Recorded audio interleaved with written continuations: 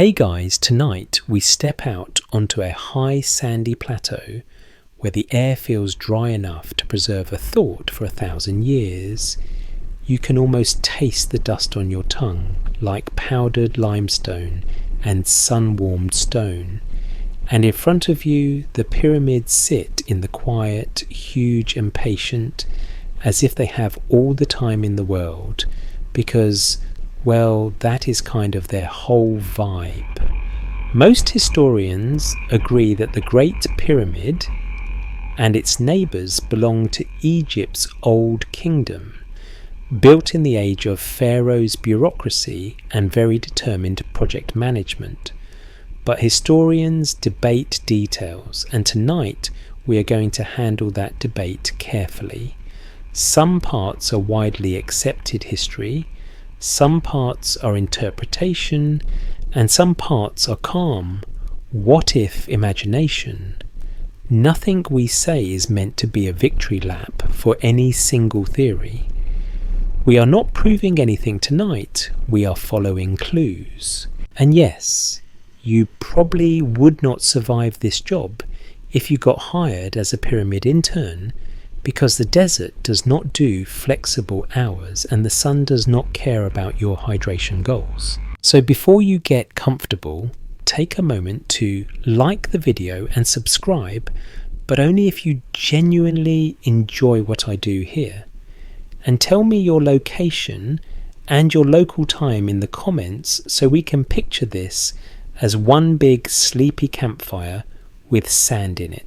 Now dim the lights, maybe turn on a fan for that soft background hum, and let's ease into tonight's journey together. You stand at the edge of the Giza Plateau in the present tense, with modern Cairo somewhere off to one side.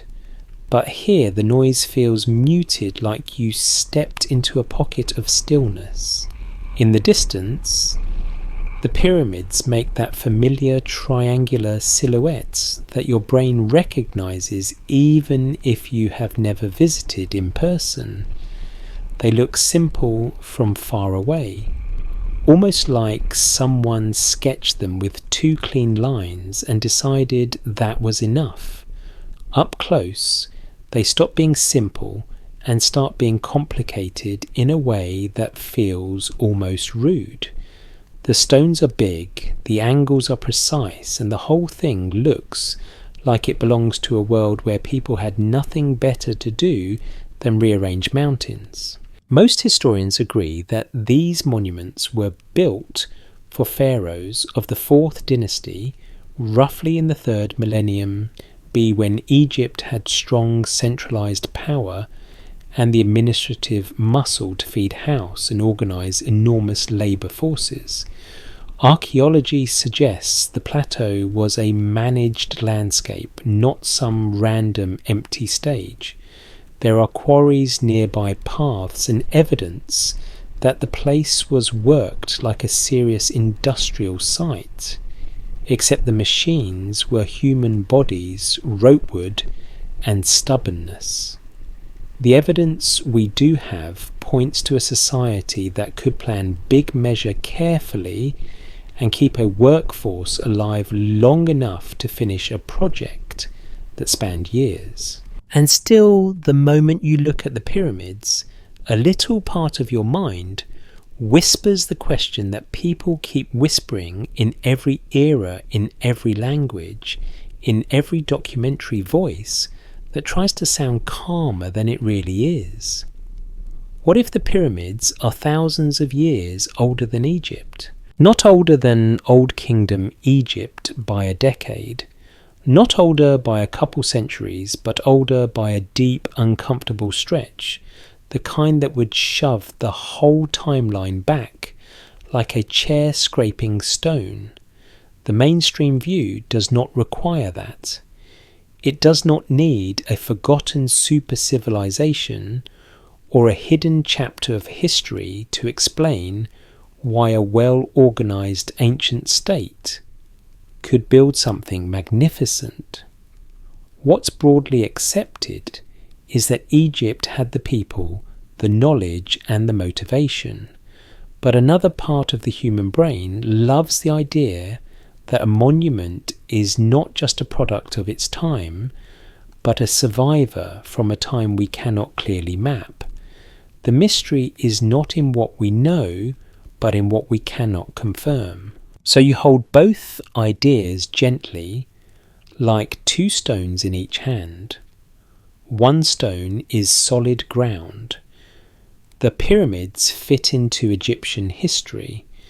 There are names, kings, cultural patterns, and material contexts that make sense. The other stone is mist, the feeling that the monument is too big, too perfect, too enduring, and therefore must have roots deeper than we can see.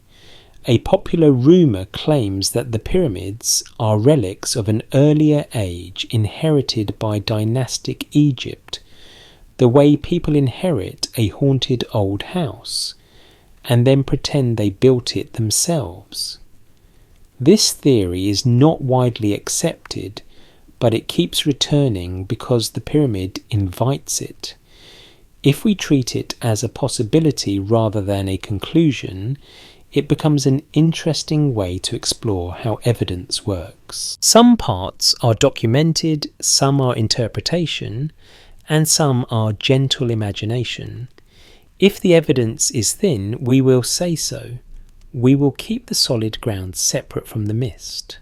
As you walk closer, you notice something mundane that feels important, a soft rasping sound where sand moves under your shoes.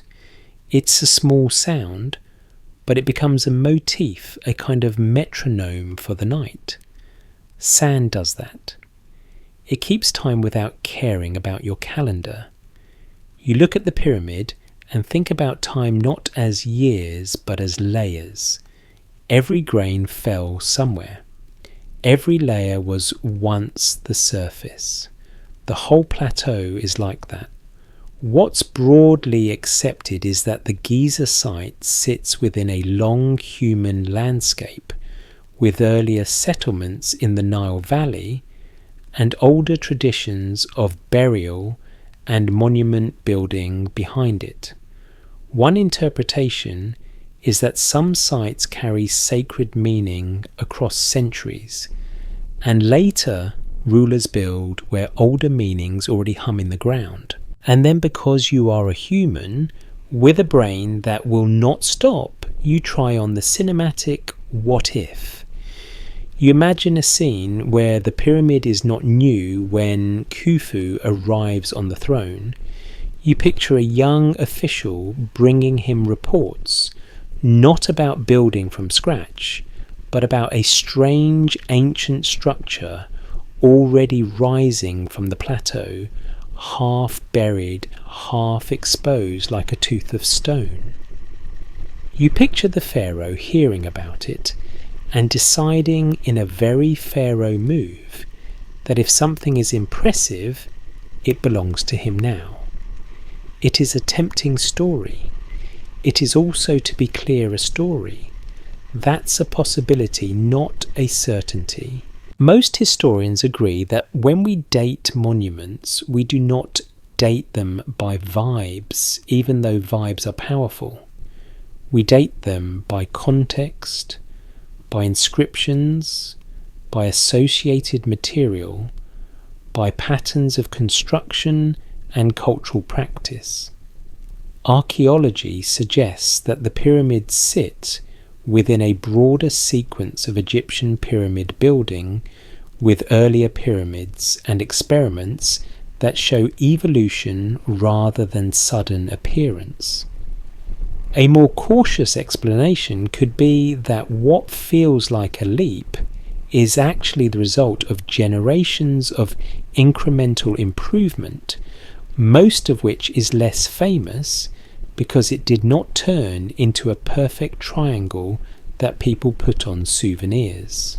And yet the mystery itch remains. You stand by the limestone blocks and you see joints that feel tight, surfaces that feel purposeful. Your mind slides toward alignment, toward precision, toward that strange feeling of intent. One interpretation is that the pyramid's geometry and orientation reflect an advanced understanding of surveying and astronomy for its time. Another more fringe idea proposes that the precision hints at lost knowledge preserved from an earlier era. This theory is not widely accepted, but it sits in the corner of the conversation like a person at a party who keeps saying, "Trust me, I have a secret." The polite response is to listen, not to hand them the microphone. So you ask yourself the first practical question, the one that anchors you back to reality.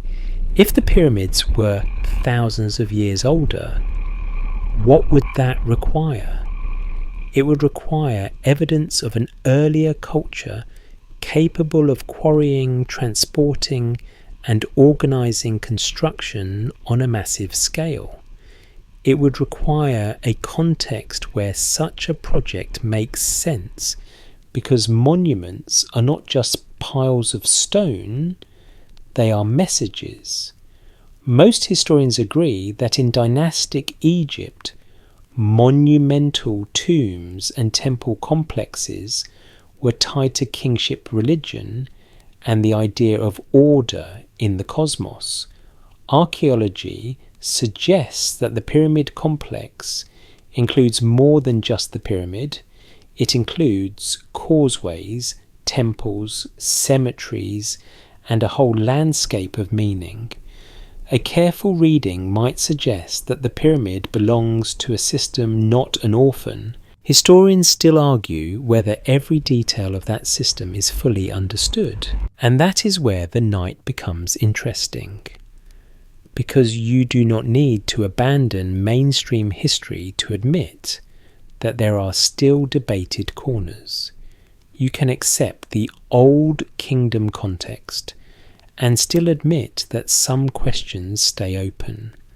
The mystery is not in what we know, but in what we cannot confirm.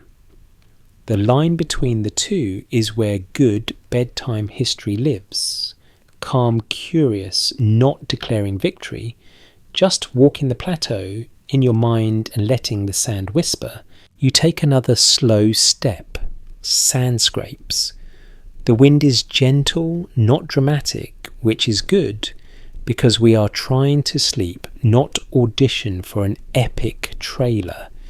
You glance up at the pyramid face and picture the casing stones that once made it shine. Most historians agree it was once smoother, brighter, a white sloping surface catching sunlight. Imagine that in the afternoon the whole thing could have looked like a piece of the sun dropped onto earth. Now, in the what-if mood, you imagine the monument already ancient, even then already repaired, already reused, already carrying a timeline of human hands you cannot fully trace. Let me rephrase that more carefully. That is a possibility, not a certainty. The mainstream view remains the most supported by the evidence we do have, but it is still worth asking why the older idea feels so sticky. Why does it return? Why does it comfort some people and annoy others? One interpretation is that humans struggle with scale. We like our history in neat chapters with clear beginnings. The pyramids do not feel neat. They feel like a cliff. They feel like you walked out of a small room of ordinary time and suddenly you are standing in a cathedral made of mathematics. You let that feeling sit with you, not as proof, but as atmosphere. We are not proving anything tonight, we are following clues. And the first clue is simply this. Whether you think the pyramids are precisely dated to the Old Kingdom, or you wonder about deeper ages, they force you to think about what evidence is, what interpretation is, and what imagination can do. when you are staring at stone under a quiet sky. You keep walking, and the plateau changes under your feet in small practical ways that make the whole place feel less like a postcard and more like a work site that never fully clocked out. The sand thins in patches and you catch gritty limestone dust where the ground has been scraped and trampled for centuries. The air smells faintly mineral like chalk and sun-baked rock, and every now and then a wind gust drags a dry whisper across the stones, as if the place is clearing its throat. Most historians agree that if you want to understand the pyramids without turning the night into a conspiracy buffet, you start with the old kingdom reality, organised labour, centralised planning, and a government that could make 1 million small decisions add up to one enormous triangle. Archaeology suggests Egypt was not improvising in a panic. It was doing what states do when they are strong and confident, allocating resources, managing food, controlling time, and turning belief into architecture. And you can feel that state power in the way the site is laid out. The pyramid is not just a lonely stack of stone. It is a centerpiece in a broader complex of temples, causeways, and cemeteries that reads like a carefully composed sentence. A more cautious explanation could be that what seems mysterious from the outside becomes less mysterious when you picture the entire ecosystem of work around it: quarries, producing blocks, crews moving them, supervisors tracking progress, scribes counting rations, and priests shaping the story that made the whole thing worth doing. You pause and imagine the daily rhythm, because bedtime history loves routines. You picture the early morning when the light is still soft and the desert is almost kind. You hear men calling to each other, not in epic movie voices, but in the practical tone of people who are trying to get through a shift without injuring their shoulders. You smell bread baking somewhere behind the lines of workers, that warm yeast smell that makes you remember that even ancient engineering runs on lunch breaks. One interpretation is that the true technology here is not a secret machine, but a human network. If you have enough people, enough training, enough organisation, you can move a mountain one block at a time. It's not glamorous, but neither is accounting, and accounting still runs the world. Historians still argue whether the exact ramp systems and hauling methods were single solutions or a mix of approaches that evolved during construction. That debate matters because it reveals something important about the older than Egypt idea. If you want the pyramids to be thousands of years older, you often also want them to be built in one clean, impossible swoop by a mysterious hand. But real building projects do not behave like that. They are messy, they change, they adapt. They involve arguments, weather-broken ropes, and someone getting yelled at because the measurements were off.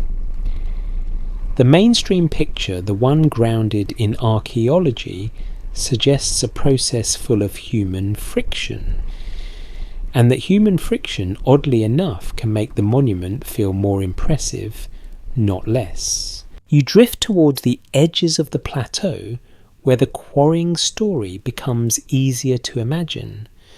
Most historians agree that limestone used for much of the core came from nearby, while higher quality casing stones and some granite components were sourced and transported from farther away.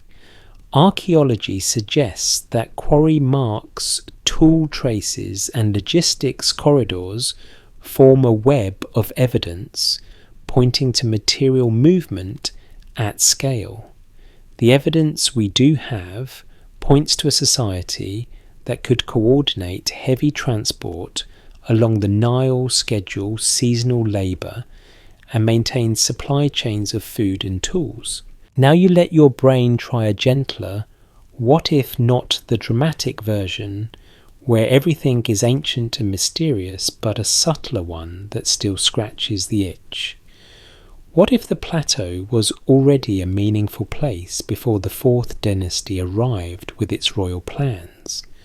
Not a fully formed pyramid, not a lost civilization masterpiece, but a sacred ridge, an older marker, a place where people had buried their dead, or watched the sky long before pharaohs formalized it.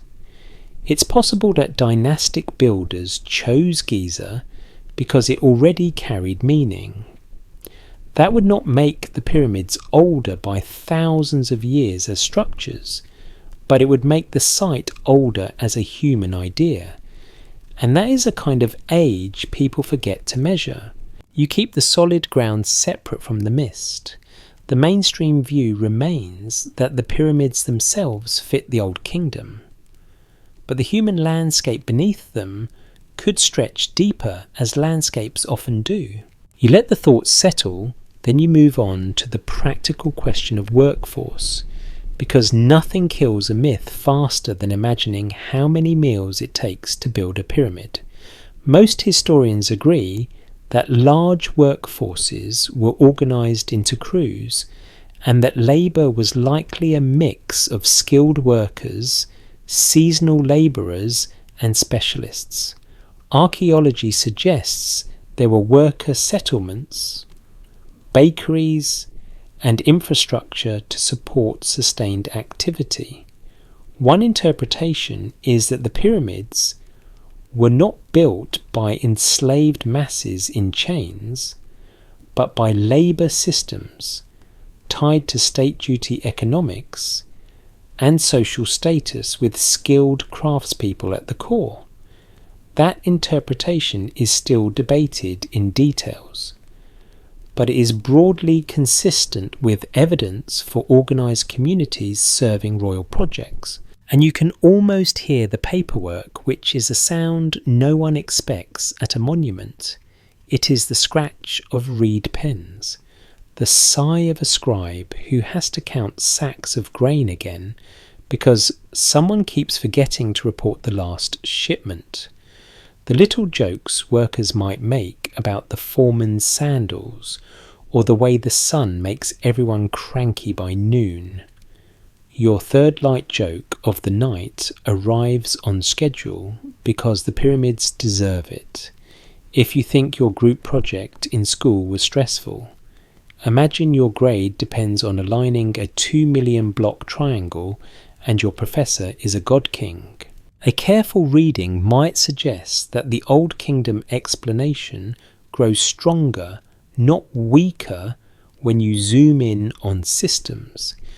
The pyramid becomes less like a magical object and more like the end result of administration. It is a monument to the power of bureaucracy, which is the least romantic sentence I have ever said, and yet here we are.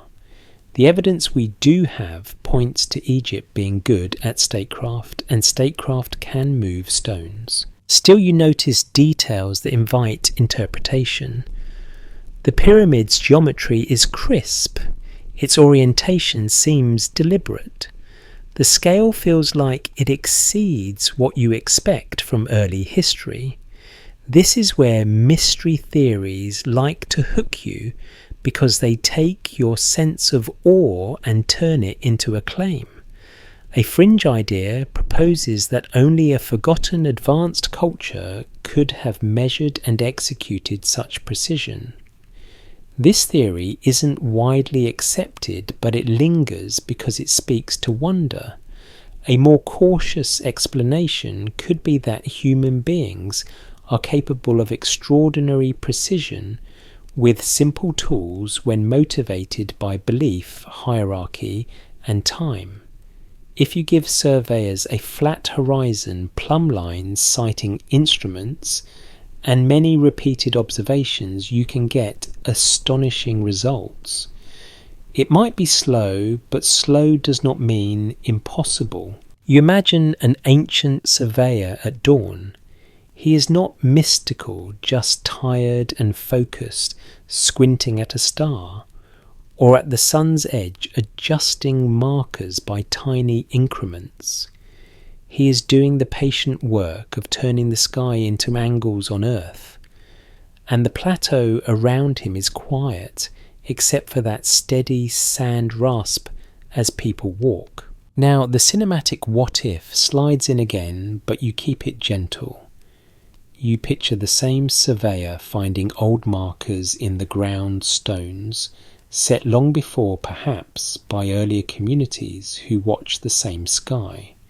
If those markers existed, they could have helped later builders, not because of lost super science, but because humans reuse good ideas. That's a possibility, not a certainty. If the evidence is thin, we'll say so.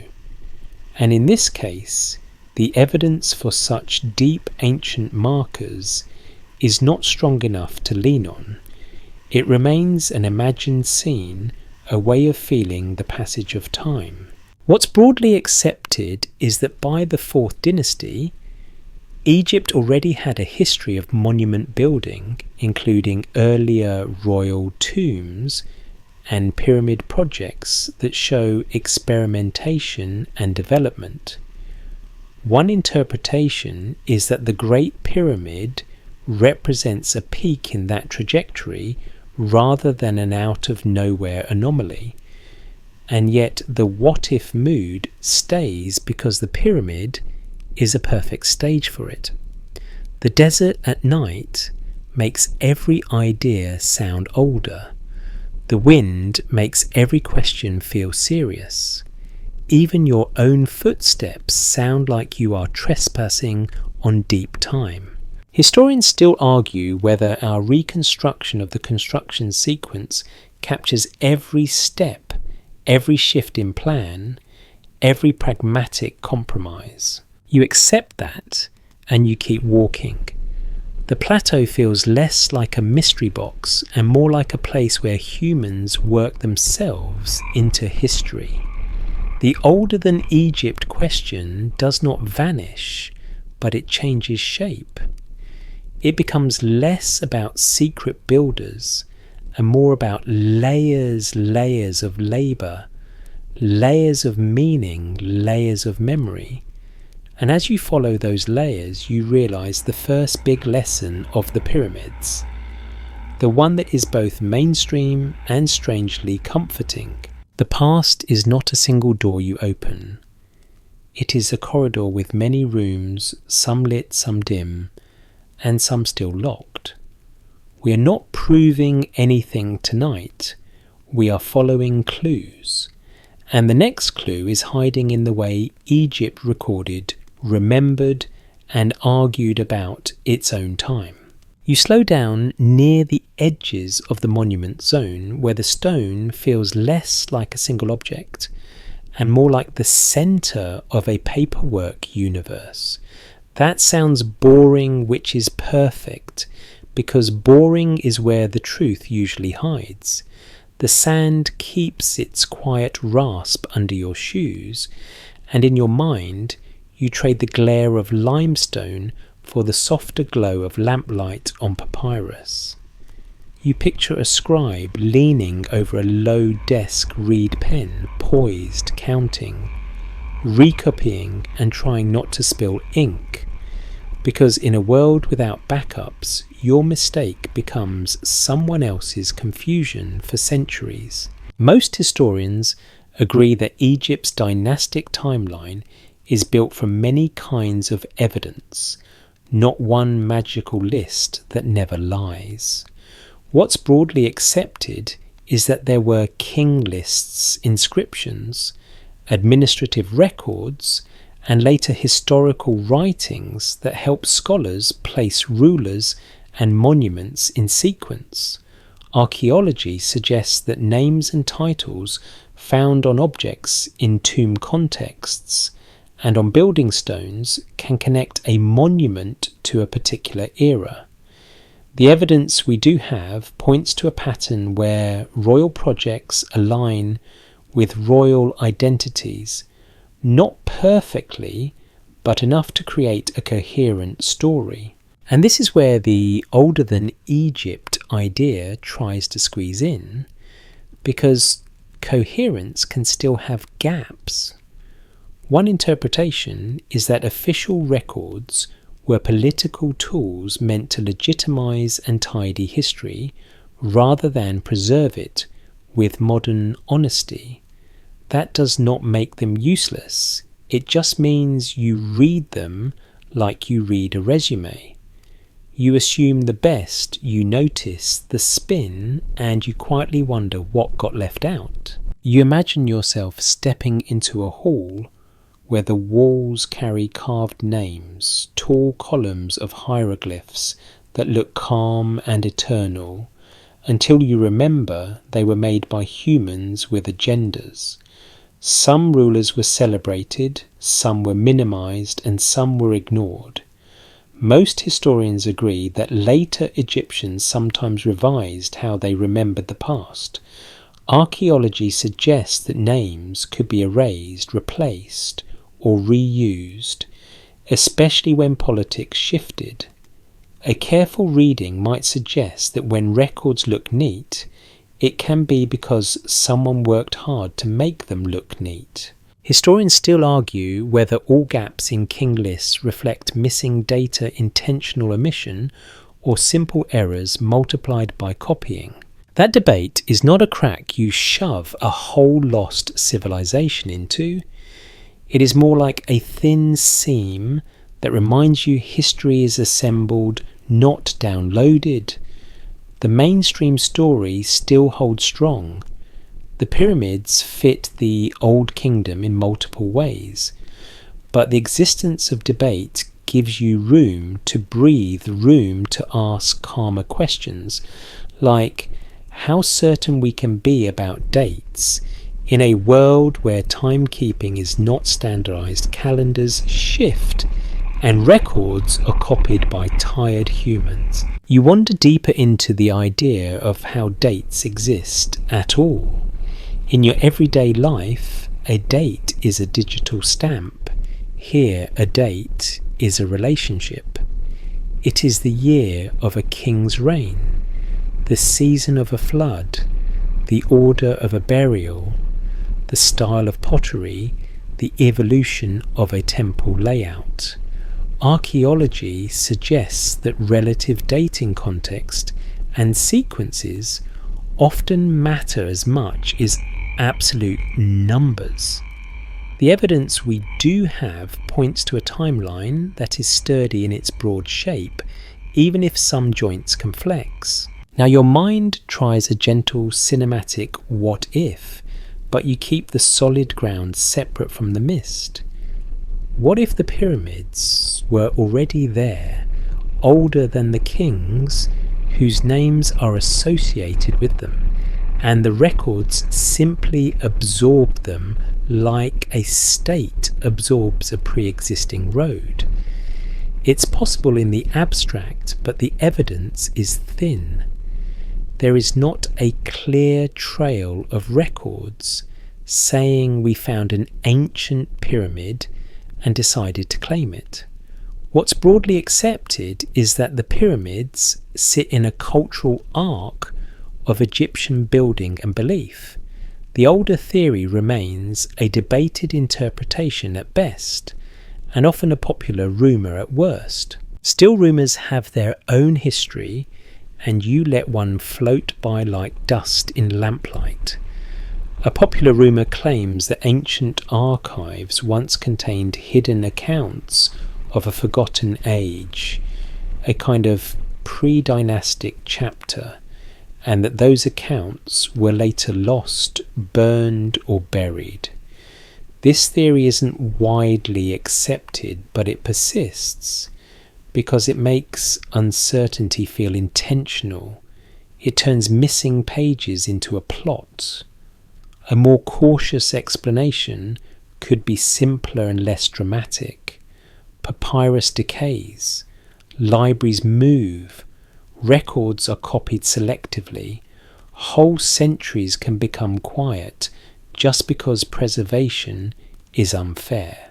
You picture a scribe again, this time not as a villain, but as a person doing a job. He writes the name of a king, he lists offerings, he marks a year, and he assumes the world will remain stable enough for his notes to matter. That assumption is adorable, honestly. Your first light joke lands softly. Imagine spending your whole day copying numbers and your reward is becoming a footnote that someone argues about in a conference room 4,000 years later. You step into the question of names themselves. Most historians agree that certain names are closely associated with pyramid projects, and that inscriptions and administrative traces can support those links. Archaeology suggests that work gangs sometimes left marks, and that certain royal titles appear in contexts that align with specific monuments. One interpretation is that these traces show not only ownership, but the machinery of organisation, meaning the pyramid is part of a lived system, not a mysterious orphan. And yet, you keep your tone careful, because disputed topics deserve careful verbs. It might be tempting to say a name on a stone confirms everything, but history is rarely that tidy. A careful reading might suggest that names can travel, materials can be reused, marks can be made at different stages. That does not dissolve the mainstream case. It just keeps you from turning evidence into a hammer. This raises the possibility that some details remain open without implying the whole structure belongs to a different age. You drift into a quiet imagination of a record room, stacked with rolls of papyrus, each tied with a faded cord. You reach for one, and the dust rises like a sigh. In this imagined moment, the air smells dry and sweet, like old straw. The text inside is a ledger of bread rations and beer allocations, the unglamorous heartbeat of monumental building. What if tucked among those normal lists, there were occasional notes about older foundations, older markers, older stories told by workers around a fire? What if the story is pointing at something else? It is a soothing thought because it lets mystery exist without demanding a new civilization. But again, that's a possibility, not a certainty. Your second light joke sneaks in.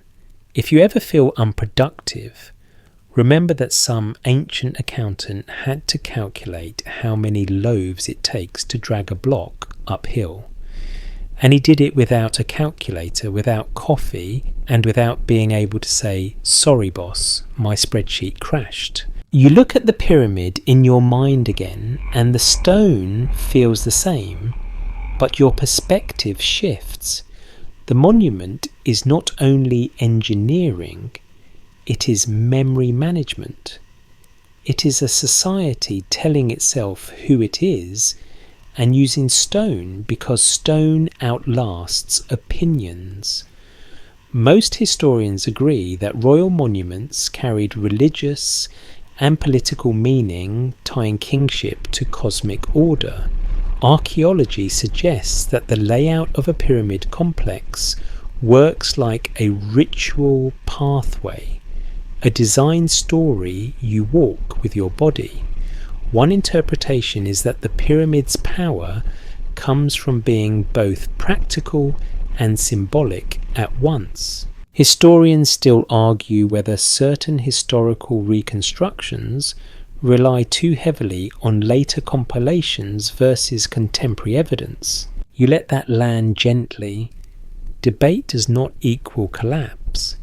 Debate is the normal breathing of scholarship. If anything, it makes the past feel more human.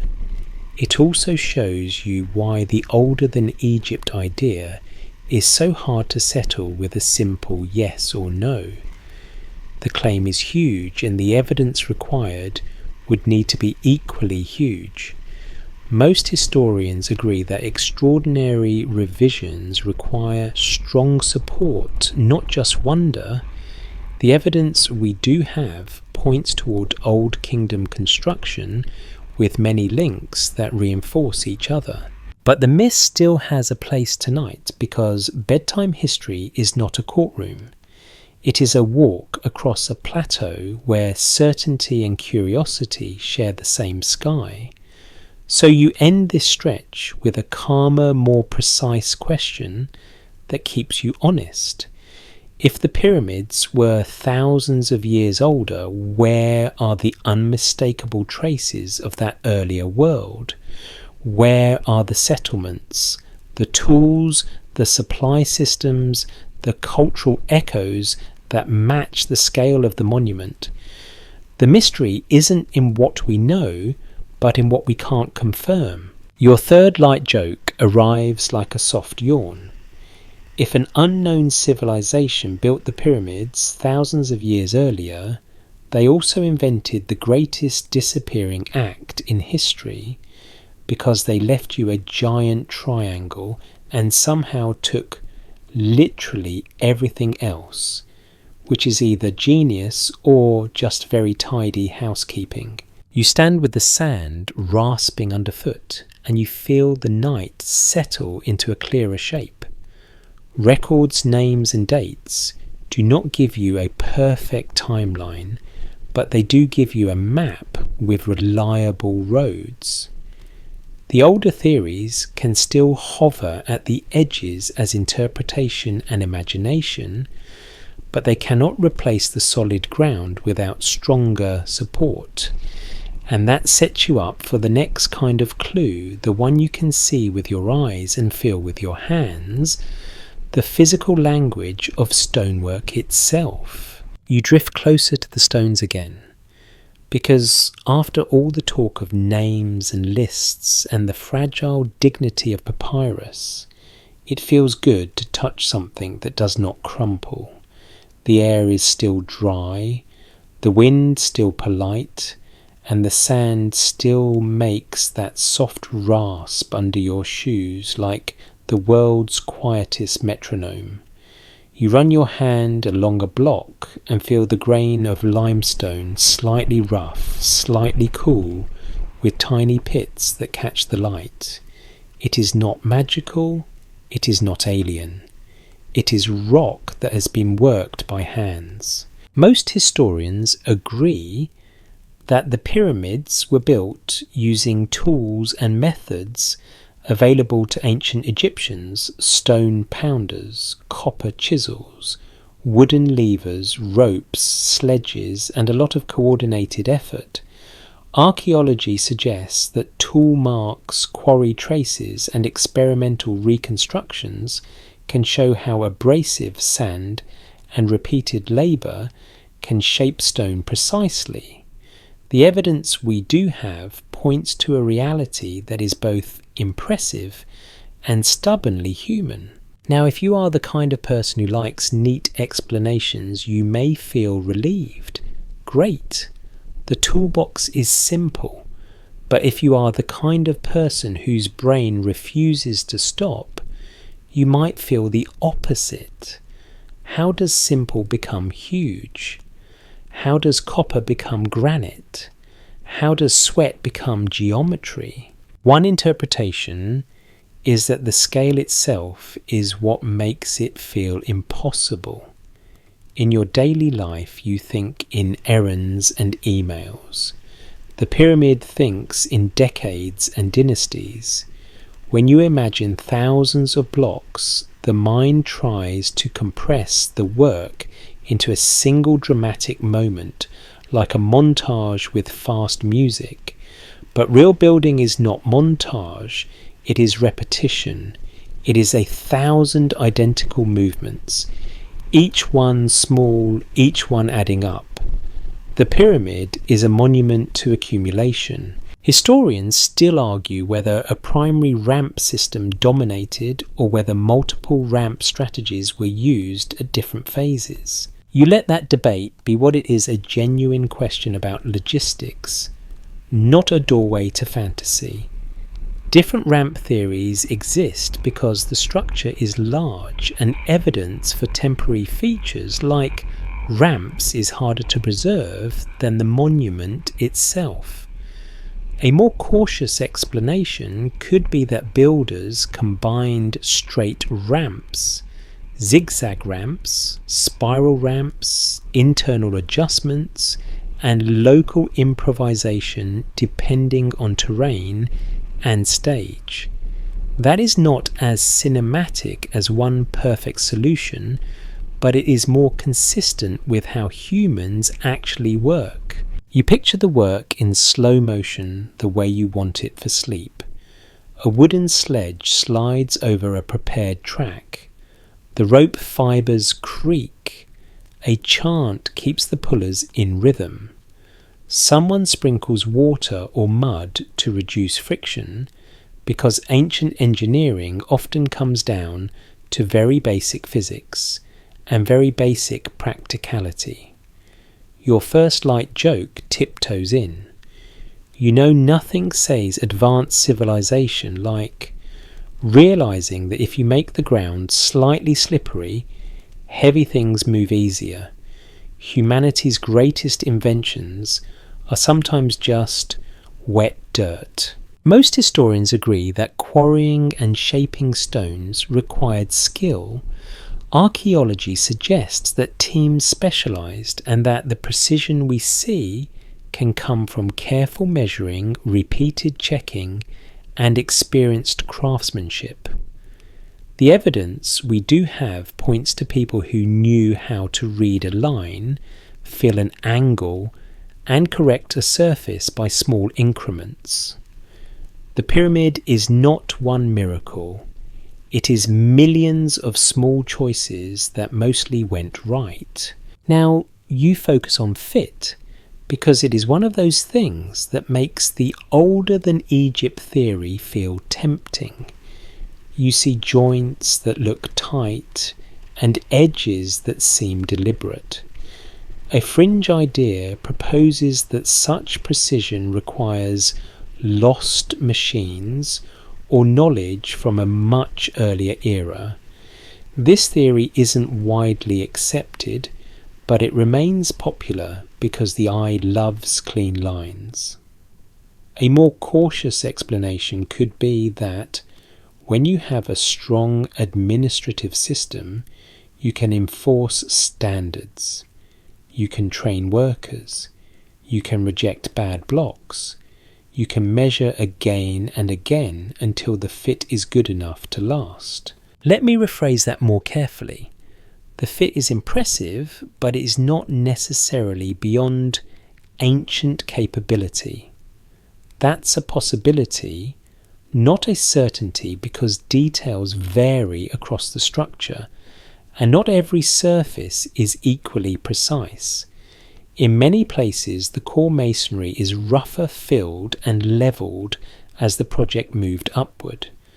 What's broadly accepted is that ancient builders aimed for stability and mass, and that finer finishing belonged to casing stones and visible surfaces. You walk along an imagined line where casing once shone. You picture the pyramid when it was new, not a stepped silhouette of exposed blocks, but a smooth, bright face reflecting sunlight. You can almost squint at it in your mind, as if the whiteness would hurt your eyes. Archaeology suggests that this casing existed and was later removed over centuries for reuse.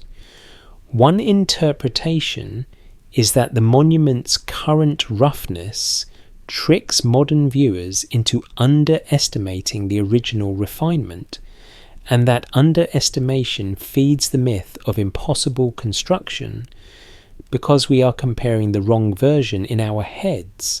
Then you let the cinematic what if drift in soft as the wind. What if the builders of the Old Kingdom arrived at a plateau where older stones had already been shaped for something else? Not an entire pyramid, but prepared blocks, a foundation platform, a sacred enclosure. It's possible in the abstract that reuse occurred in limited ways because reuse happens in many ancient sites. But if we are talking about thousands of years of difference, the evidence is thin. If the evidence is thin, we'll say so.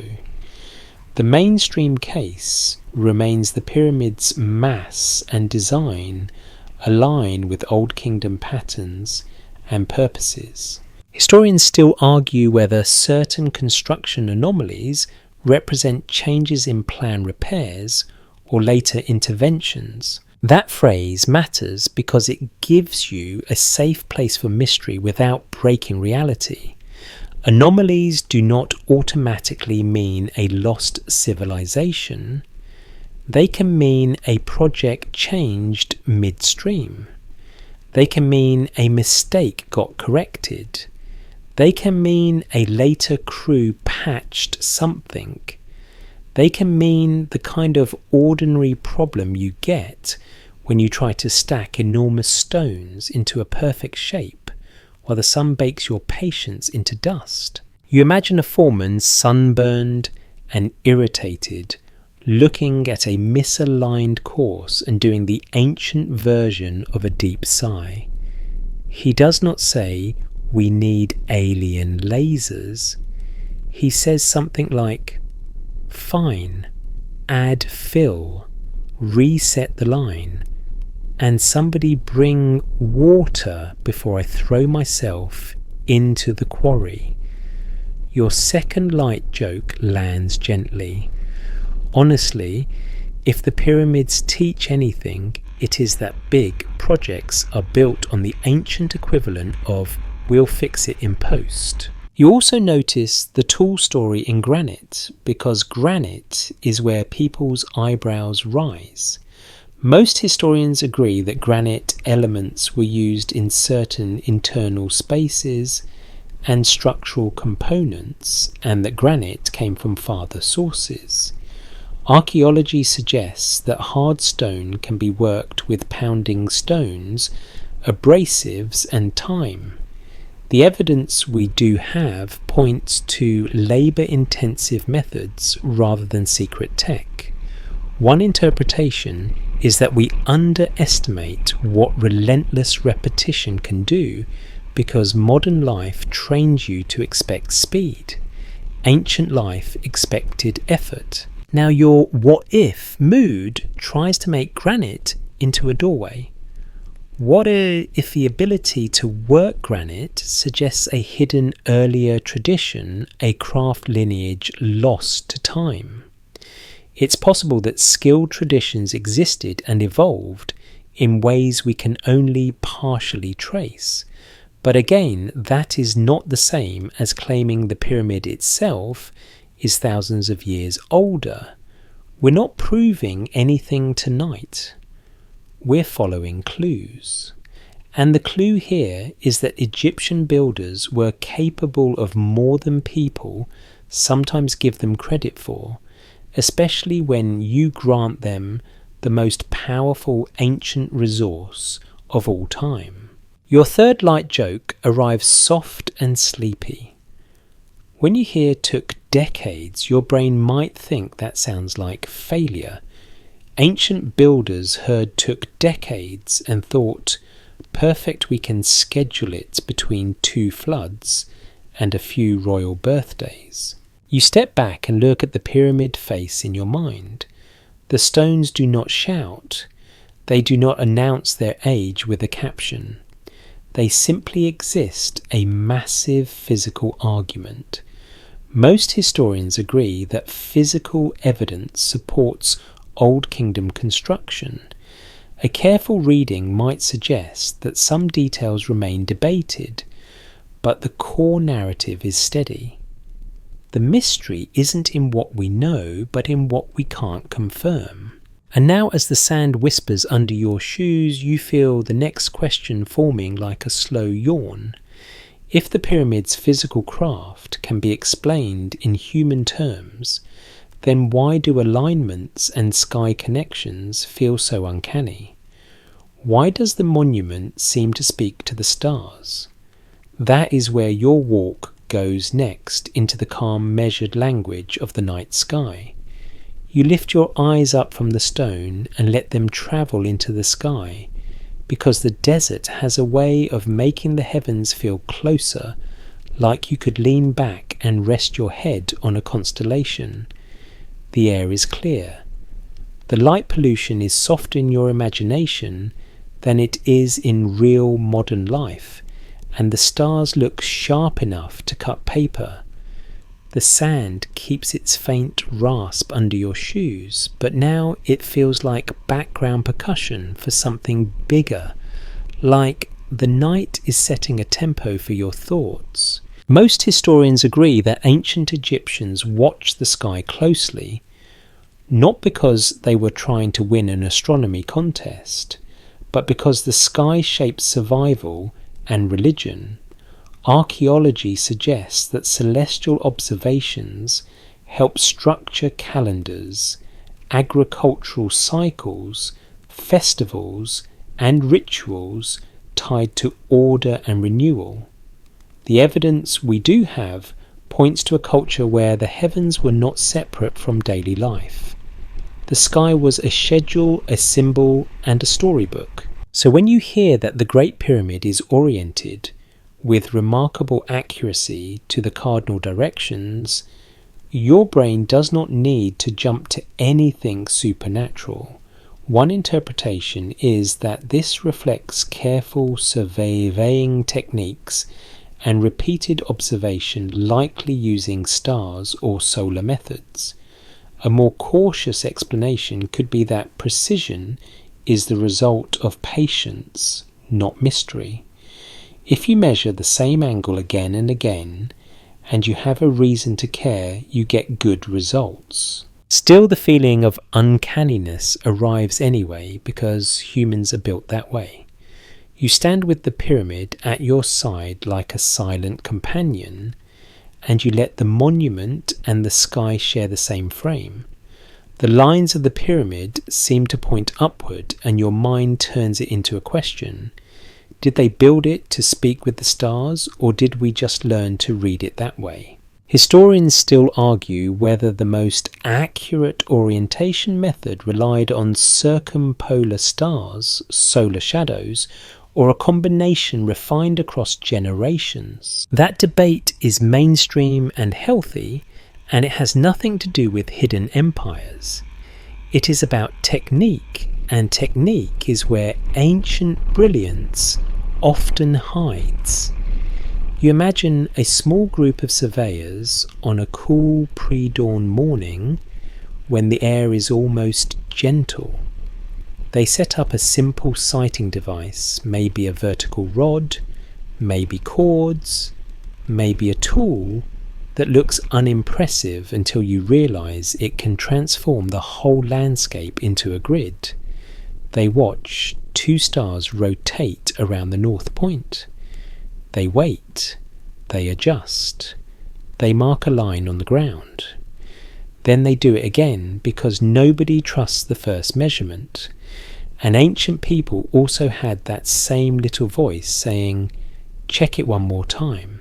Your first light joke floats in like a sleepy grin. Modern you checks your phone 10 times to make sure your alarm is set. Ancient surveyors check the stars 10 times to make sure the pyramid points north. Same anxiety, different consequences. Most historians agree that alignment and symbolism mattered in Egyptian architecture. archaeology suggests temples and tombs were often oriented with ritual intent connecting space with cosmic order. One interpretation is that the pyramid is part of this broader pattern, a massive statement that the king's afterlife is integrated with the stable rhythms of the universe. The evidence we do have points to Egyptian religion being deeply concerned with cycles, rising and setting, death and renewal, and the idea that order must be maintained against chaos. Now, you let the cinematic what if drift in careful and calm. What if the alignment is not only ritual, but also a kind of message, as if the builders wanted to lock a moment of sky into stone? What if they were preserving a celestial configuration from an earlier age? It's possible to imagine that. It is soothing in a way, because it makes the monument feel like a time capsule. But if you ask for evidence that the pyramid encodes a specific earlier epoch, in a precise, undeniable way, the ground gets thin. If the evidence is thin, we'll say so. Many such claims rely on selective matching, later reinterpretation, or the flexibility of patterns. The pyramid is precise, but human pattern seeking is even more powerful. A fringe idea proposes that the pyramids align to ancient star maps from a much earlier era, sometimes linked to dramatic stories about lost ages. This theory isn't widely accepted, but it persists because it turns awe into narrative. It gives the monument a secret soundtrack. A more cautious explanation could be that Egyptians built within their own cultural context, and later people projected additional meanings onto the geometry because triangles are excellent screens for imagination. You can hang almost any story on a stable shape. You keep walking and you notice how the night sky changes the feeling of time. In daylight, the pyramid is an object of engineering. Under stars, it feels like a ritual instrument. The desert makes you think in long stretches. You start noticing how even your breathing slows, like your body is trying to match the tempo of the heavens. That is the perfect moment for a truth ladder quietly woven. Some parts are documented, some are interpretation, and some are gentle imagination. The documented part is that Egyptians observed the sky and used it in their culture. The interpretation is that specific alignments reflect deliberate techniques and symbolic goals. The imagination is the what if that these alignments point back into deeper time. Historians still argue whether later measurements of alignment overstate precision by assuming idealized original surfaces. This is one of those small nerdy details that actually matters. The pyramid you see today is not the pyramid as first finished. Casing stones are gone, edges are weathered, points are not perfect in the way a diagram is perfect. A careful reading might suggest that when modern people report astonishing precision, part of the astonishment comes from reconstructing an ideal version. That reconstruction can be reasonable, but it also introduces uncertainty.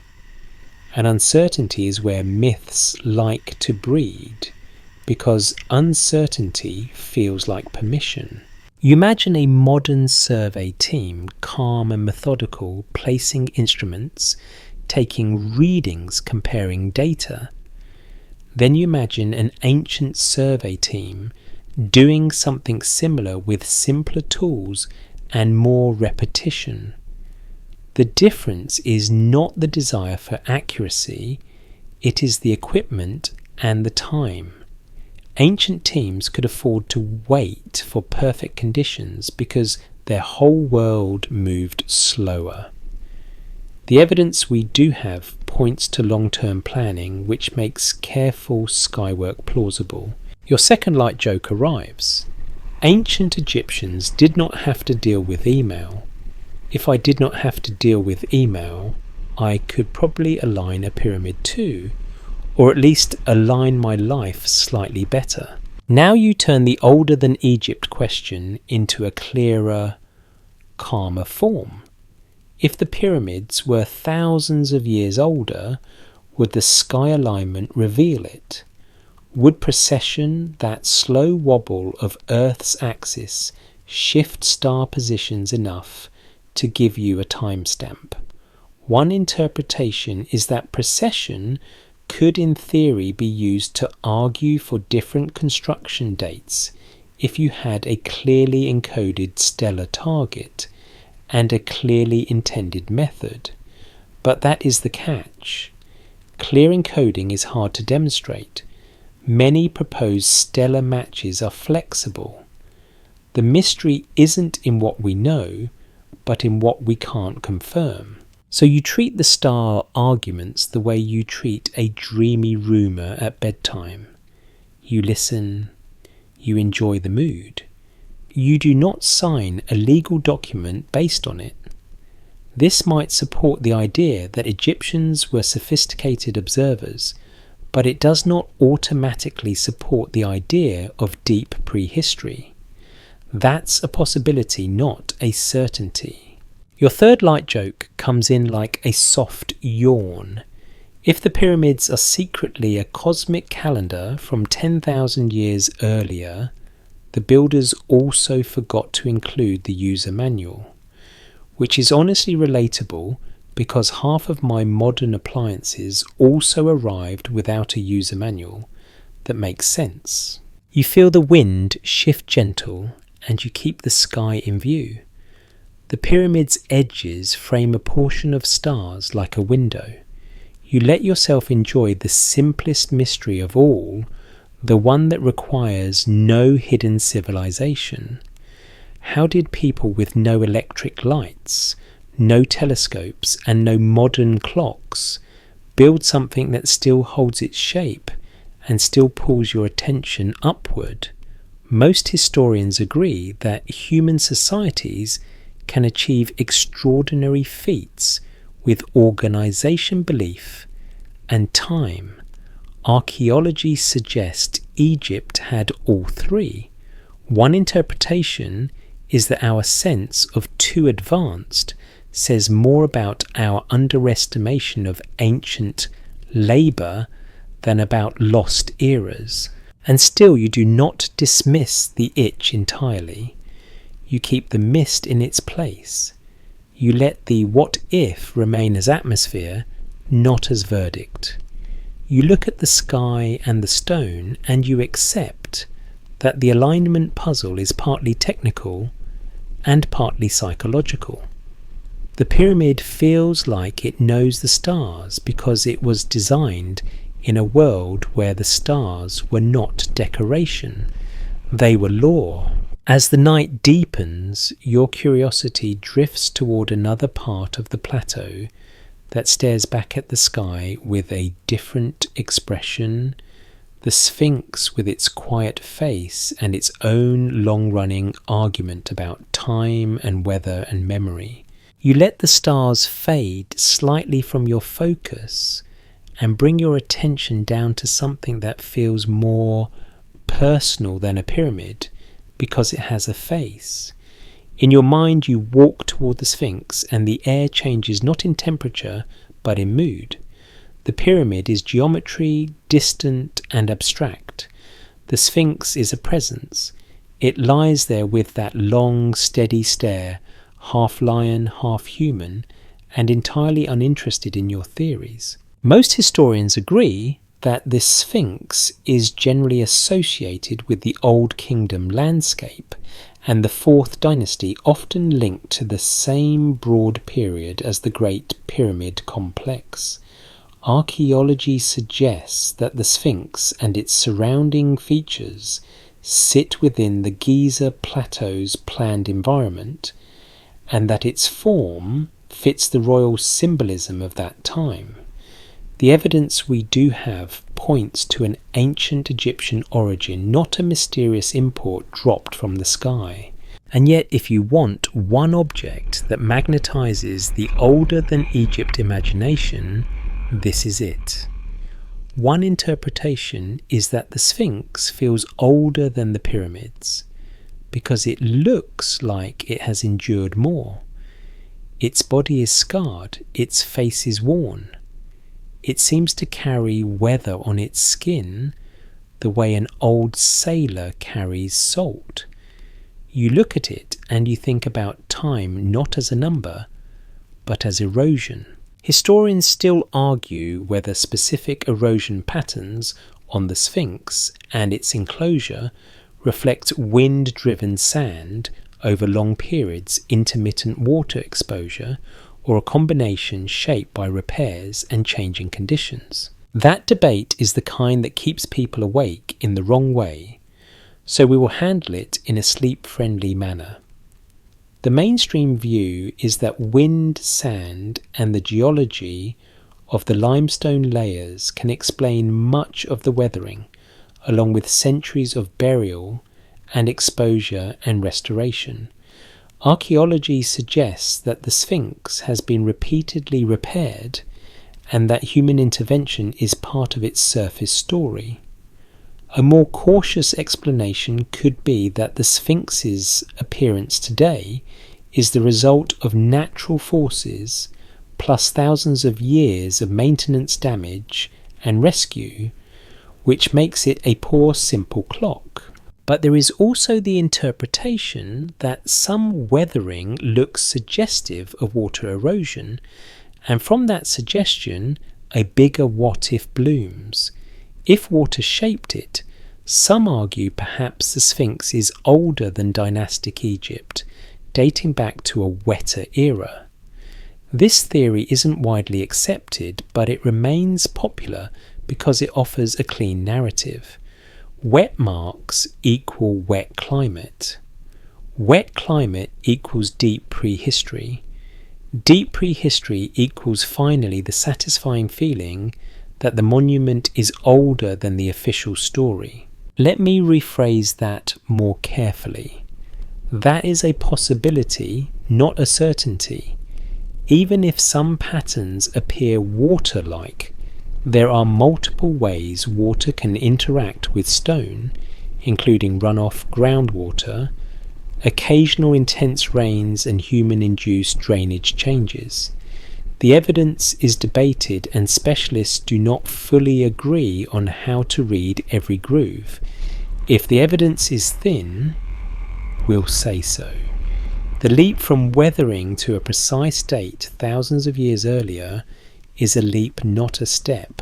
You crouch in your imagination and run your fingers along the limestone near the Sphinx enclosure. You can feel different layers, some softer, some harder. Most historians agree that geology matters here because different limestone beds erode differently. Archaeology suggests that the Sphinx was carved from bedrock and that its body includes layers that weather at different rates. One interpretation is that what looks like mysterious erosion might partly be the stone behaving according to its own internal structure. Rock has personality, and the Sphinx is basically rock wearing a costume. Your first light joke arrives softly. If you have ever owned an old house, you know the truth. Not every crack means a secret passage. Sometimes it just means the building materials are dramatic. Now, you let the cinematic what if have a moment, because the Sphinx under starlight is a natural invitation. You imagine the plateau in a distant age when the Sahara is not fully the Sahara. You know, when patches of grass and water exist in places that are now dry. You imagine small communities passing through, looking at a natural rock formation and treating it as sacred. What if in that imagined era someone began to shape stone not into a pyramid, but into an animal guardian, a watcher? It's possible to imagine that. It is also, to be clear, imagination. Most historians agree that the most supported interpretation ties the Sphinx to Old Kingdom royal symbolism and the wider Giza program. Archaeology suggests that the Sphinx temple and nearby features align with the complex as a whole. The evidence we do have points to a coherent plan of monumental expression, not a random inheritance.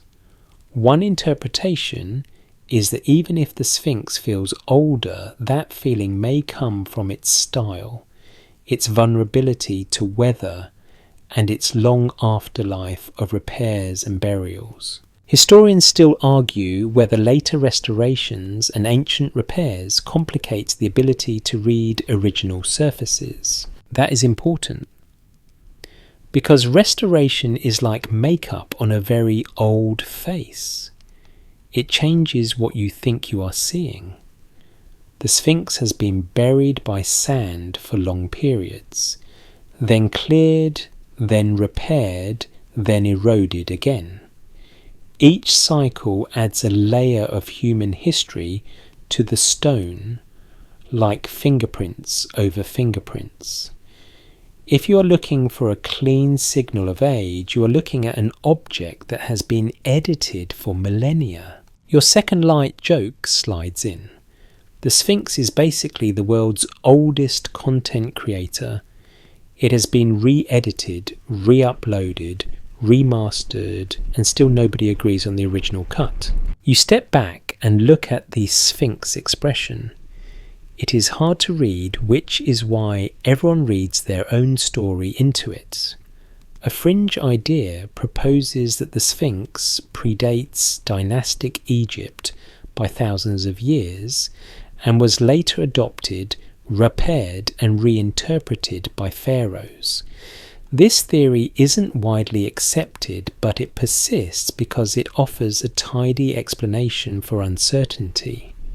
A more cautious explanation could be that the Sphinx is Old Kingdom in origin, but has experienced complex environmental and human history that makes it look older than it is. Now you shift your attention from the face to the setting. The plateau is not just stone, it is a place where sand moves like slow water. It buries it, reveals it, erases it, preserves.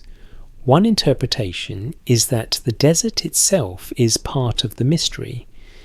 It can hide evidence for long stretches and then expose it later, which means our picture of the past is always incomplete. The mystery isn't in what we know, but in what we can't confirm. You let that thought settle into something calmer. Instead of chasing a single dramatic conclusion, you let the Sphinx teach you how to live with layered history. The solid ground is that mainstream archaeology connects it to the Old Kingdom landscape. The mist is that certain readings of erosion and climate invite debate. The imagination is the what-if scene of older watchers on a greener plateau. You keep them separate. You do not blend them into a smoothie of certainty. Your third light joke arrives sleepy and gentle. If the Sphinx really is thousands of years older, it has the right to be this tired. Honestly, I would also stare silently at tourists for millennia if that was my job. You turn away slowly, not because the Sphinx stops being interesting, but because you have learned something useful for the broader question. The older than Egypt idea often rides on ambiguous signals, weathering alignment gaps vibes. Sometimes those signals might support the idea that our understanding is incomplete. Sometimes they might support nothing more than the fact that stone and time are complicated. Either way, you keep the tone honest. And as you walk, the sand rasps under your shoes again, steady and soft, and you feel the next question rise like a quiet wave. If timelines can flex, and surfaces can be repaired, and landscapes can change, where does the mainstream chronology stay firm, and where do scholars allow it to breathe? That is where your mind goes next into the careful territory of how history argues with itself without breaking. You keep moving across the plateau with the kind of slow, unhurried pace that makes your thoughts soften around the edges. The sand keeps its quiet rasp under your shoes, and in your mind, that sound becomes a steady reminder that time is not a single number carved into stone. Time is motion, time is layers, time is arguments that never fully stop, just like the wind never fully stops, it only changes volume. Most historians agree that the Egyptian chronology, especially for the Old Kingdom, is broadly stable in its large shape. Archaeology suggests that multiple lines of evidence, including material culture inscriptions, architectural sequences, and comparative dating, reinforce the mainstream timeline. The evidence we do have points to a coherent framework where the Fourth Dynasty sits where most textbooks place it, and where the pyramids fit as a peak of state power and monumental ambition. But the word broadly matters. It is a safety word. It is also an honest word, because scholars do not pretend the timeline is perfect down to the last decimal.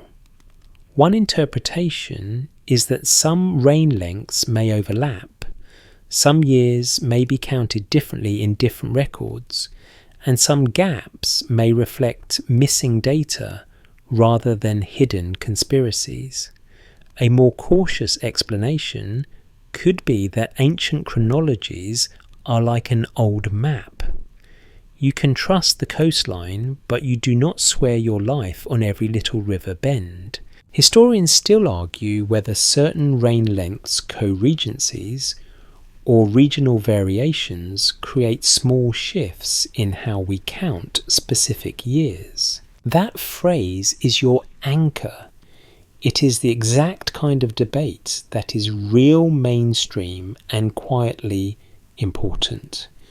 If a pharaoh ruled for this many years or that many years, if a successor began sharing power earlier than we think, if records were copied with mistakes, the exact numbering of a year can wobble. And when a year wobbles, people who love mystery rush in as if they just heard free snacks were available. So you pause and separate the solid from the mist. A wobble of a few years, or even a few decades in some reconstructions, is not the same thing as a monument being thousands of years older. The older than Egypt idea requires a huge shift, a deep time rewrite.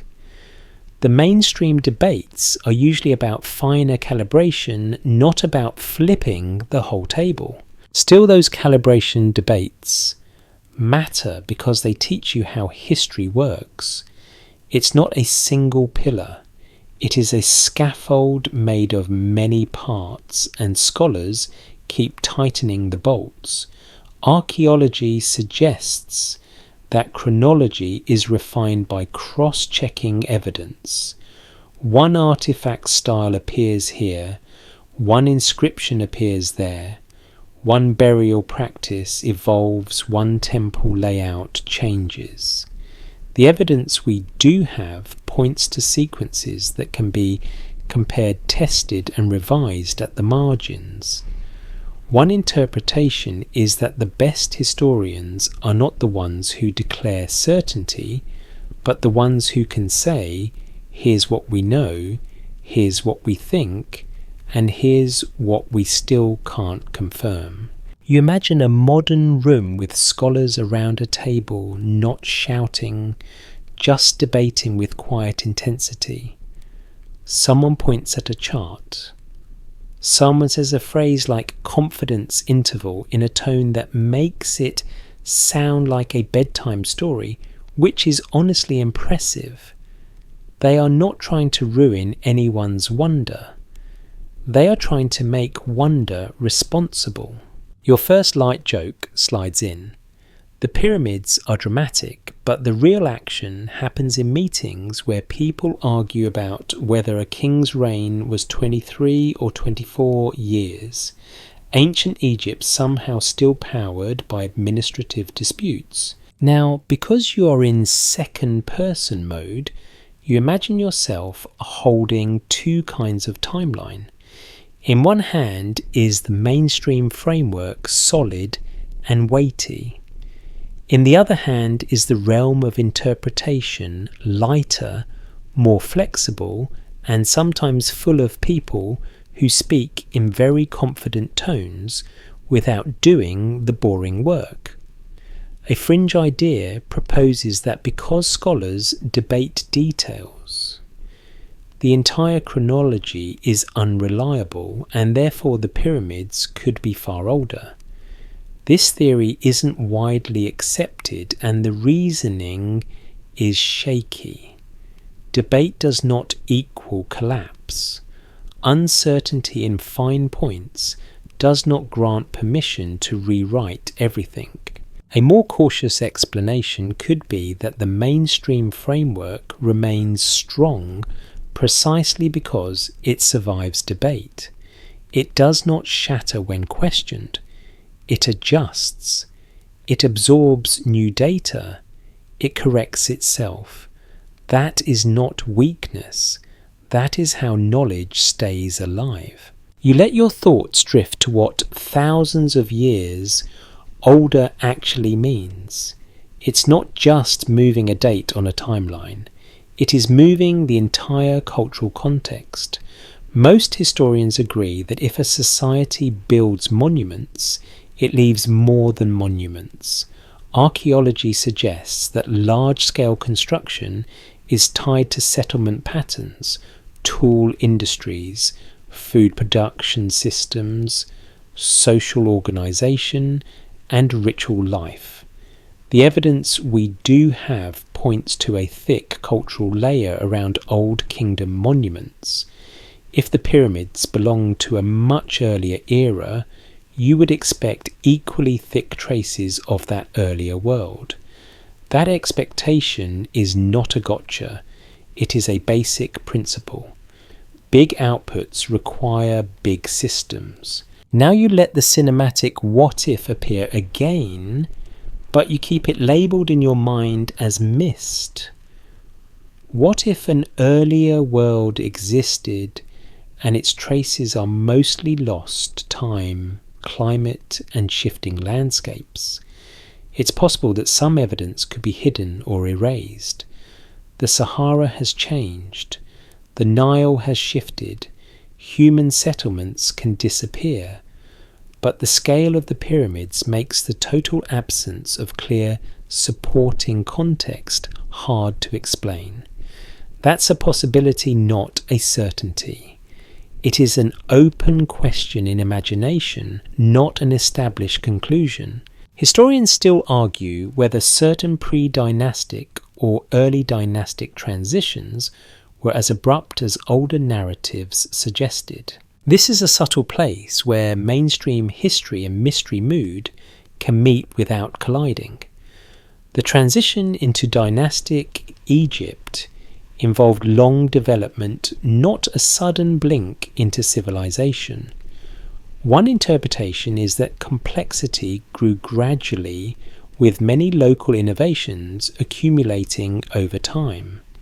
A more cautious explanation could be that the feeling of suddenness comes from how patchy our evidence is, not from how fast human life actually changed.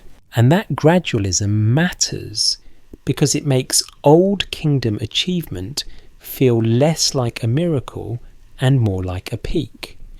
The pyramid becomes the visible tip of a long, patient iceberg of social development. Archaeology suggests that earlier monument forms and administrative systems existed and evolved. The evidence we do have points to continuity, experiments, and refinement. Your second light joke arrives gently. If you want to imagine a lost civilization, you also have to imagine they were incredibly bad at branding because they left the biggest structure on Earth and forgot to leave a single clear made by us stamp. Meanwhile, modern humans slap logos on water bottles. You come back to the phrase you keep using because it matters. We are not proving anything tonight, we are following clues. The clue in this section is that the mainstream timeline is not a fragile house of cards. It is a structure built from many supports. Scholars debate the spacing of beams, not the existence of the building. But the mystery is not dead. It simply becomes more refined. Instead of, are the pyramids older, the calmer question becomes, where might our uncertainty actually live? It might live in method details, in exact year counts, in how we interpret ambiguous traces, in how we understand site development. It might live in the human tendency to prefer dramatic answers over boring ones. Your third light joke slips in like a quiet grin. If ancient Egyptians had the internet, someone would have posted, "Pyramid timeline is fake," and then another person would have replied with a 37-page rant about pottery sequences. Humanity never changes. You stand again in that imagined plateau night, and you let yourself feel the balance. The solid ground is strong. The mist is interesting. The trick is not to confuse them. Some parts are documented, some are interpretation, and some are gentle imagination. And as your footsteps continue, the sand rasping softly, you sense the next clue waiting in a different direction, not in kings and years, not in stars and weathering, but in the wider environment itself, the Nile, the climate, the shifting face of the land. If you want to ask about older ages, you have to ask what the world around the pyramids was doing over long spans. That is where your mind drifts next, toward floods, droughts, and the way landscapes rewrite the evidence. You let the plateau widen in your imagination until it connects to the great body of water and silt that makes this whole story possible, the Nile. Even if you cannot see the river clearly, from every point you can feel it as an invisible presence, like a pulse that keeps time for the land. The sand still rasps under your shoes, steady and soft, but now you imagine a different sound layered underneath the low, patient movement of a river that has been shaping human life for longer than most stories can hold. Most historians agree that ancient Egypt's civilization was deeply tied to the Nile cycles, especially the annual inundation that deposited fertile silt and made agriculture reliable.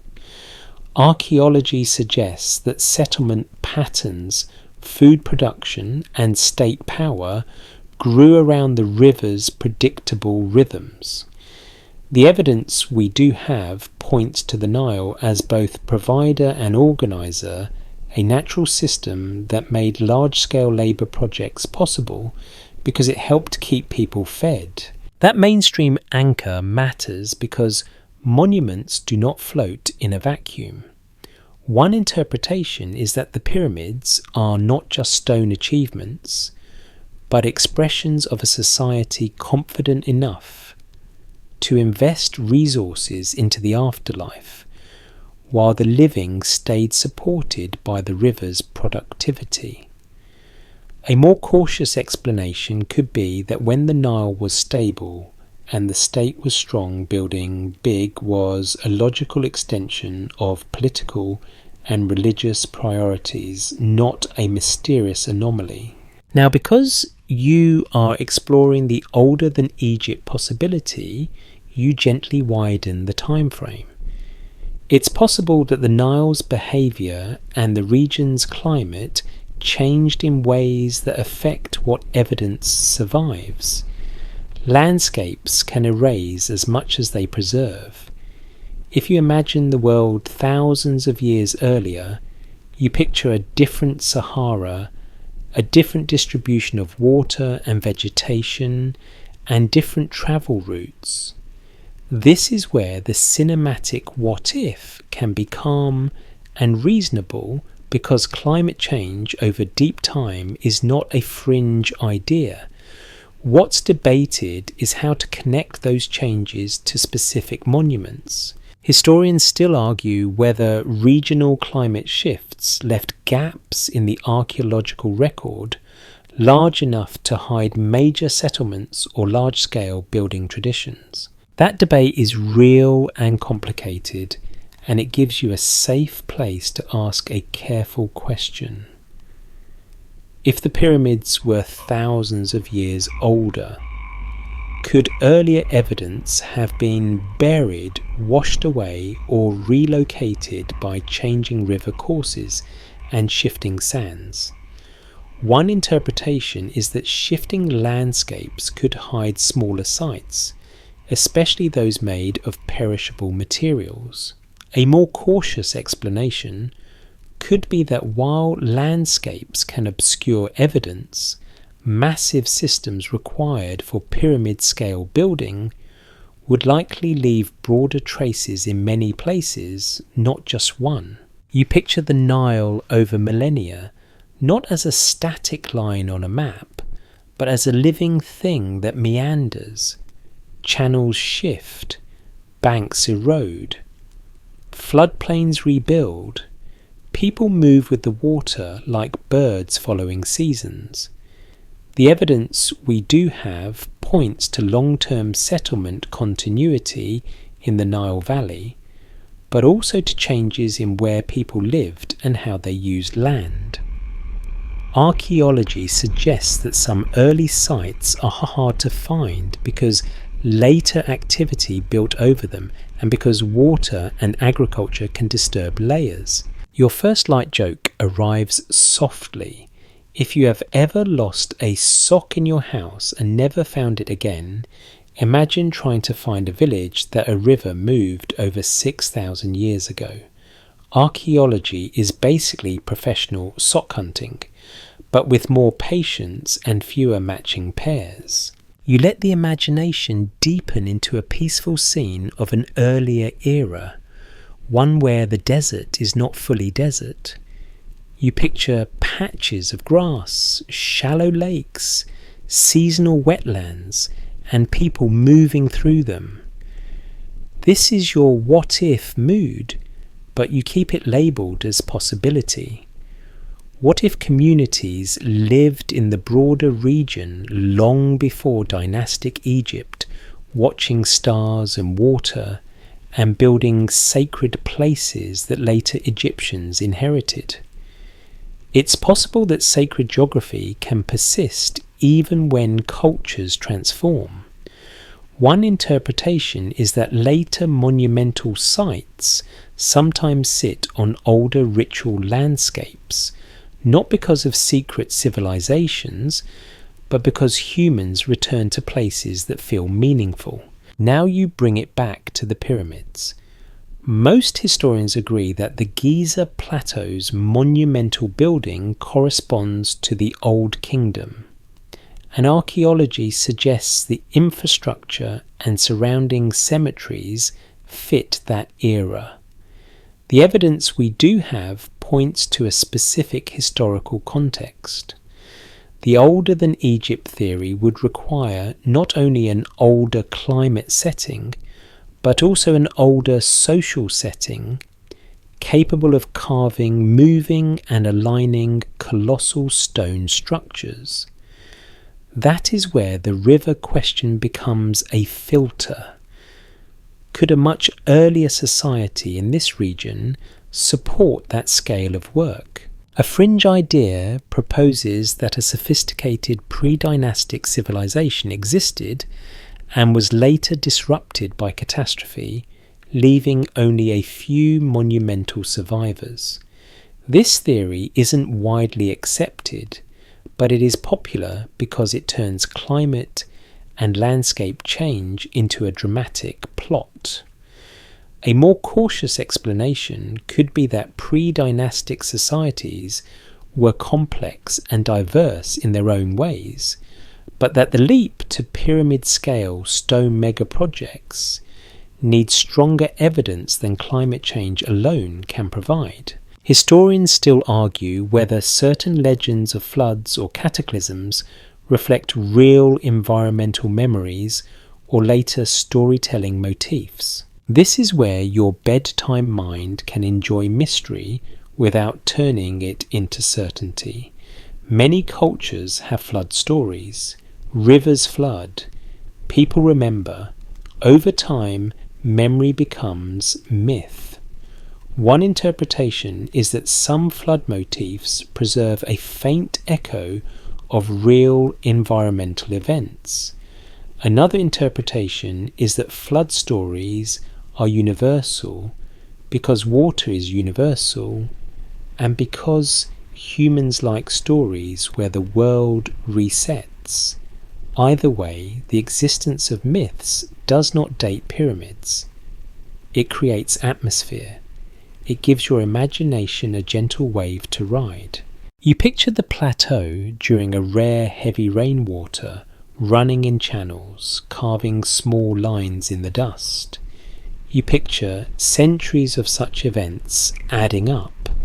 You picture groundwater rising and falling. You picture sand burying structures and then uncovering them. The land is constantly editing. The mystery isn't in what we know, but in what we can't confirm, because the ground itself is a moving archive. Your second light joke arrives. The desert is the ultimate minimalist. It loves clean surfaces. It will bury your entire civilization just to keep the aesthetic simple. Now you ask a more grounded question that keeps the 70% mainstream rule intact. If the pyramids were thousands of years older, would we expect to find older tool industries, older quarry sites, older transport corridors? Archaeology suggests that stone and copper tool traditions leave traces and that quarrying leaves scars on the landscape. The evidence we do have points to quarry activity and tool marks consistent with known Egyptian practices. One interpretation is that the material signatures match the mainstream story.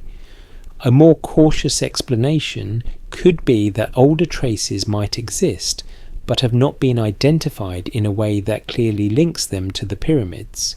You also consider the Nile as a highway.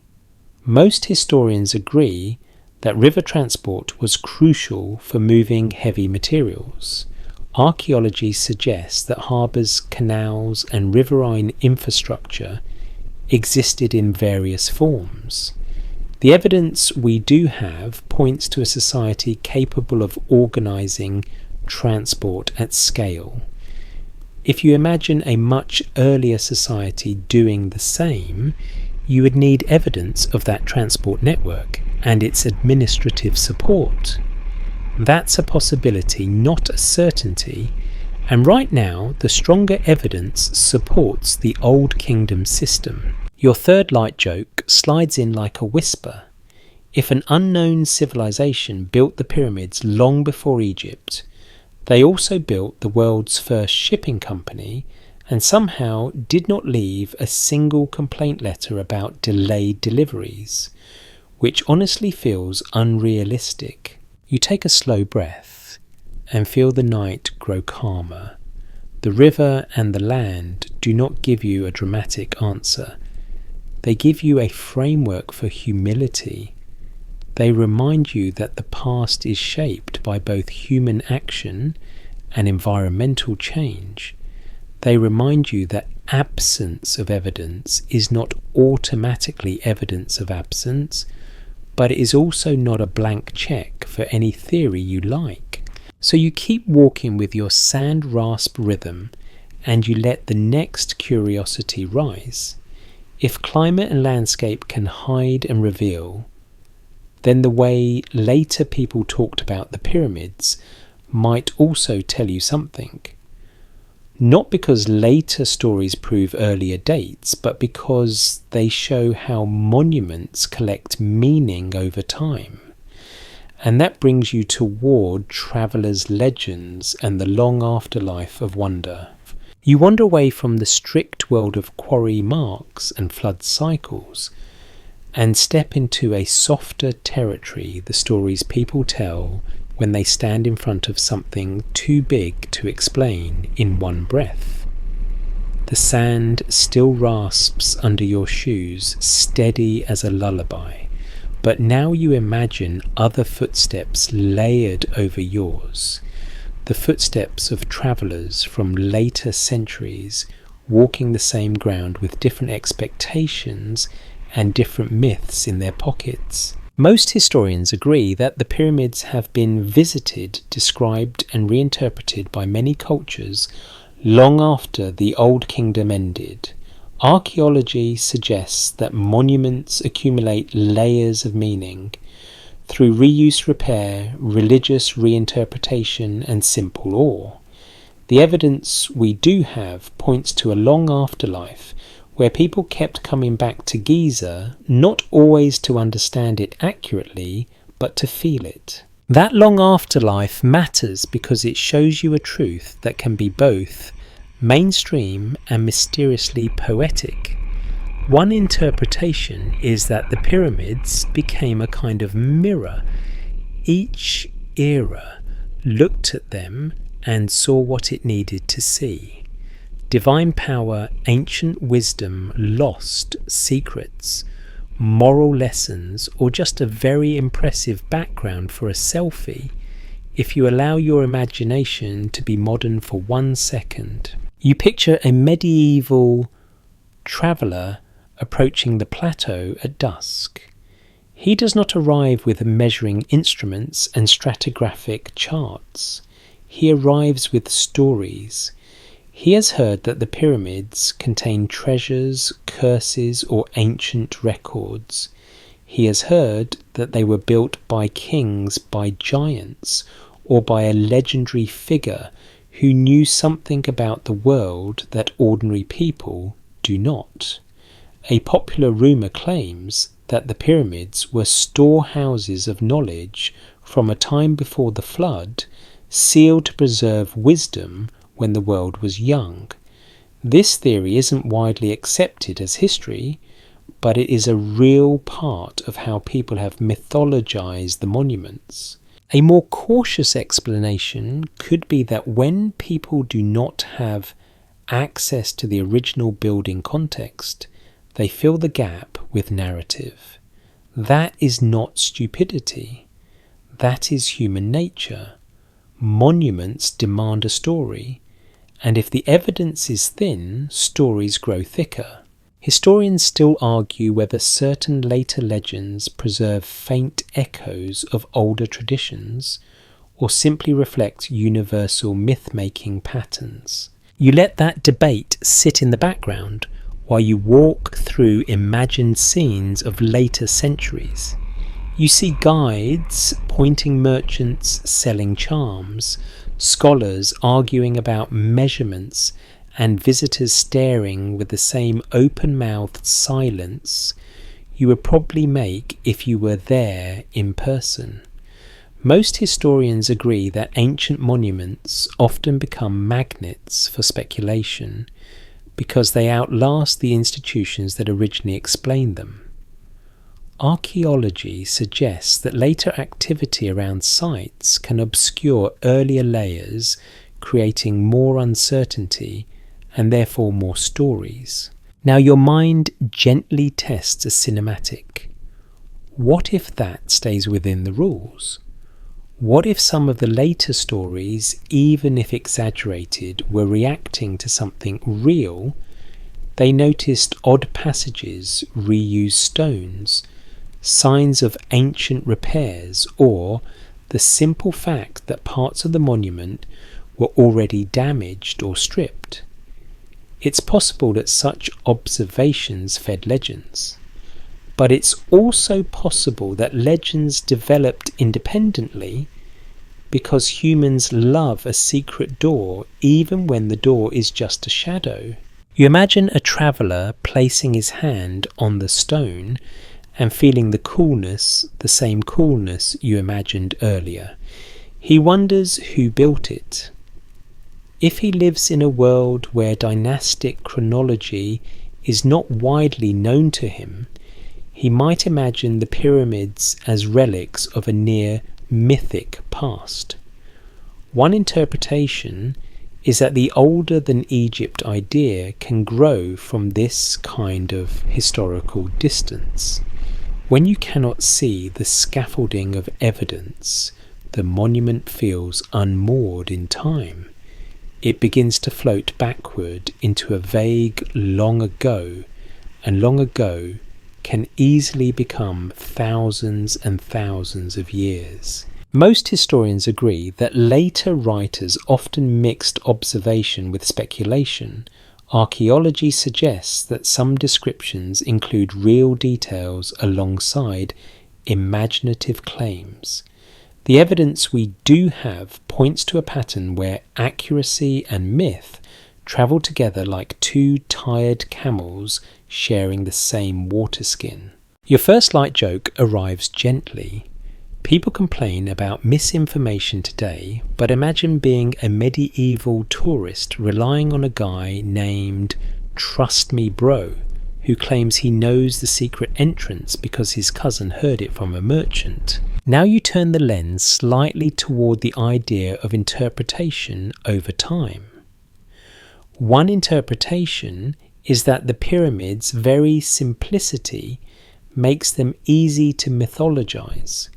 If the monument were covered in a long explanatory inscription saying built by Khufu, please stop arguing, we would still argue, but at least the stone would feel smug. Instead, the monument is mostly silent. That silence becomes a canvas. The mystery isn't in what we know, but in what we can't confirm, and silence increases the amount we can't confirm.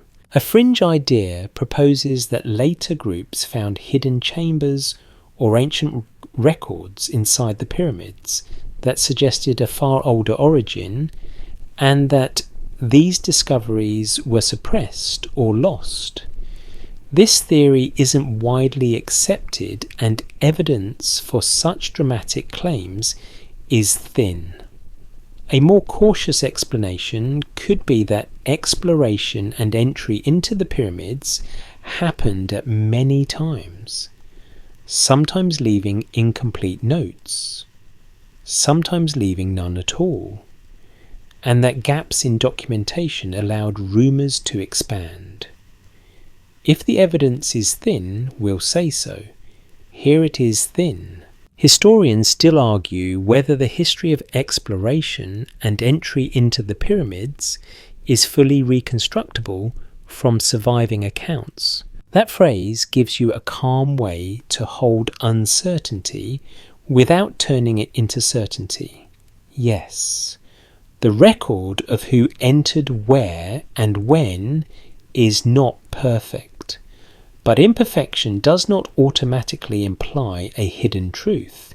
It implies what it usually implies: humans did not keep clean logs for future scholars.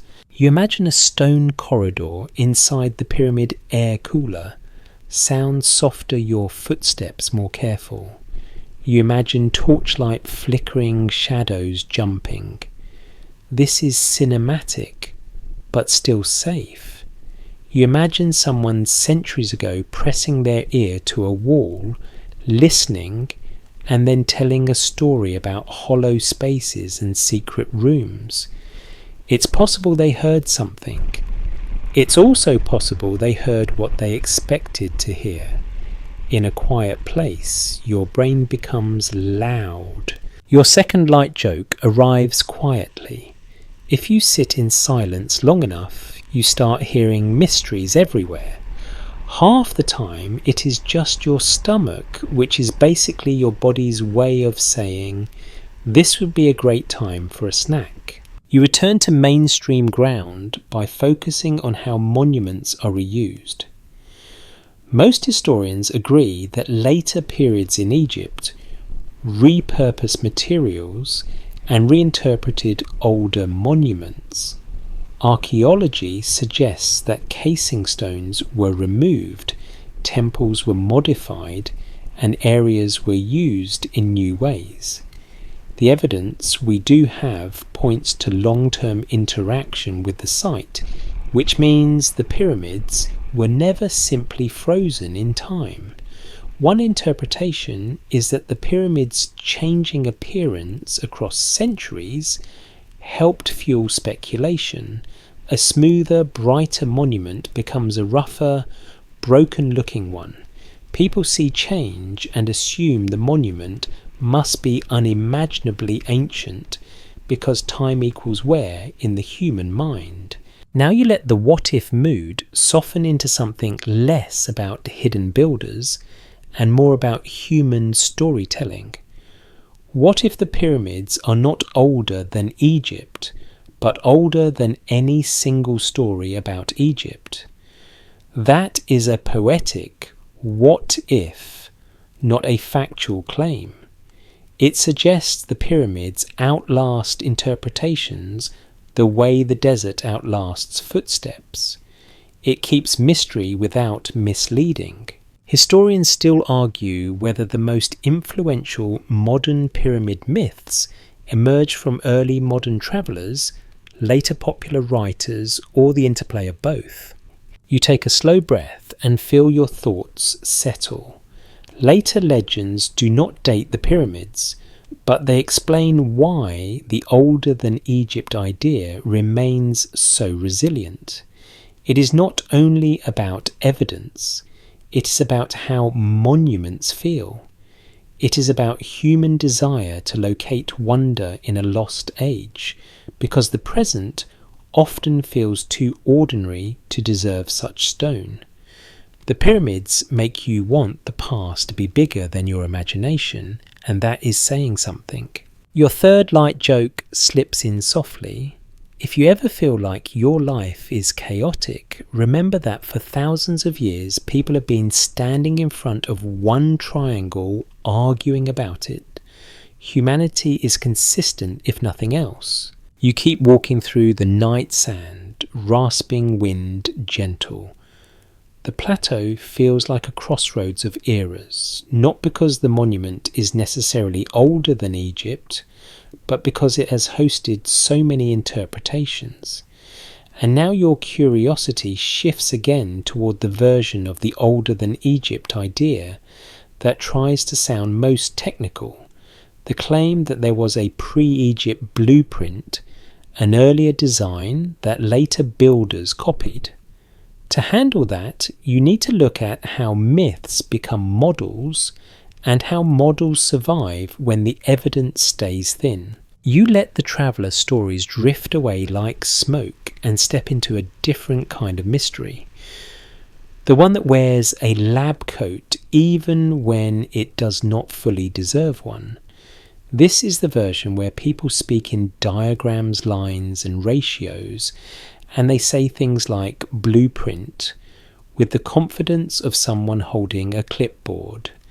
The sand still rasps under your shoes, steady and soft, but now the sound feels like you are walking across graph paper. Most historians agree that there is no solid evidence that the Giza pyramids are remnants of a pre-dynastic high-tech global civilization. Archaeology suggests the pyramids fit within a sequence of Egyptian monument development and within the social structures of the Old Kingdom. The evidence we do have points to Egyptian planning, Egyptian labour systems, and Egyptian religious purpose. But one interpretation is that the pyramids' precision and scale invite the idea of inheritance. People want to believe that a design this confident must have come from somewhere, like it was copied from a master plan already tested in a forgotten era. And once that idea appears, it grows into a fringe claim that sounds neat and satisfying. The pyramids are not inventions, they are copies. A fringe idea proposes that an earlier civilization created a master blueprint or built prototypes, and later Egyptians adopted the plan and executed it at Giza. This theory isn't widely accepted, but it is popular because it gives you a clean explanation for all. It also allows people to keep the pyramids mysterious without calling Egyptians incapable, which, to be fair, is an improvement over the old habit of treating ancient people like they could not tie their own sandals. A more cautious explanation could be that the blueprint feeling comes from the fact that Egypt actually did build prototypes just within its own historical arc. Earlier monuments and pyramid projects show experimentation and refinement. The evidence we do have points to learning curves, not sudden perfection. Historians still argue whether specific design features at Giza reflect a single grand plan executed smoothly, or a series of evolving decisions made during construction. That debate matters because it points your attention to a basic truth about real building. Even if a society has a plan, the plan changes.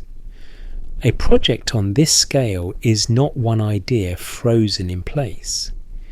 It is a conversation between intention and reality, stone, quality workforce size, seasonal changes politics, and the simple fact that humans sometimes build the wrong thing and then pretend it was the plan all along. You imagine a royal architect unrolling a plan on a wooden board.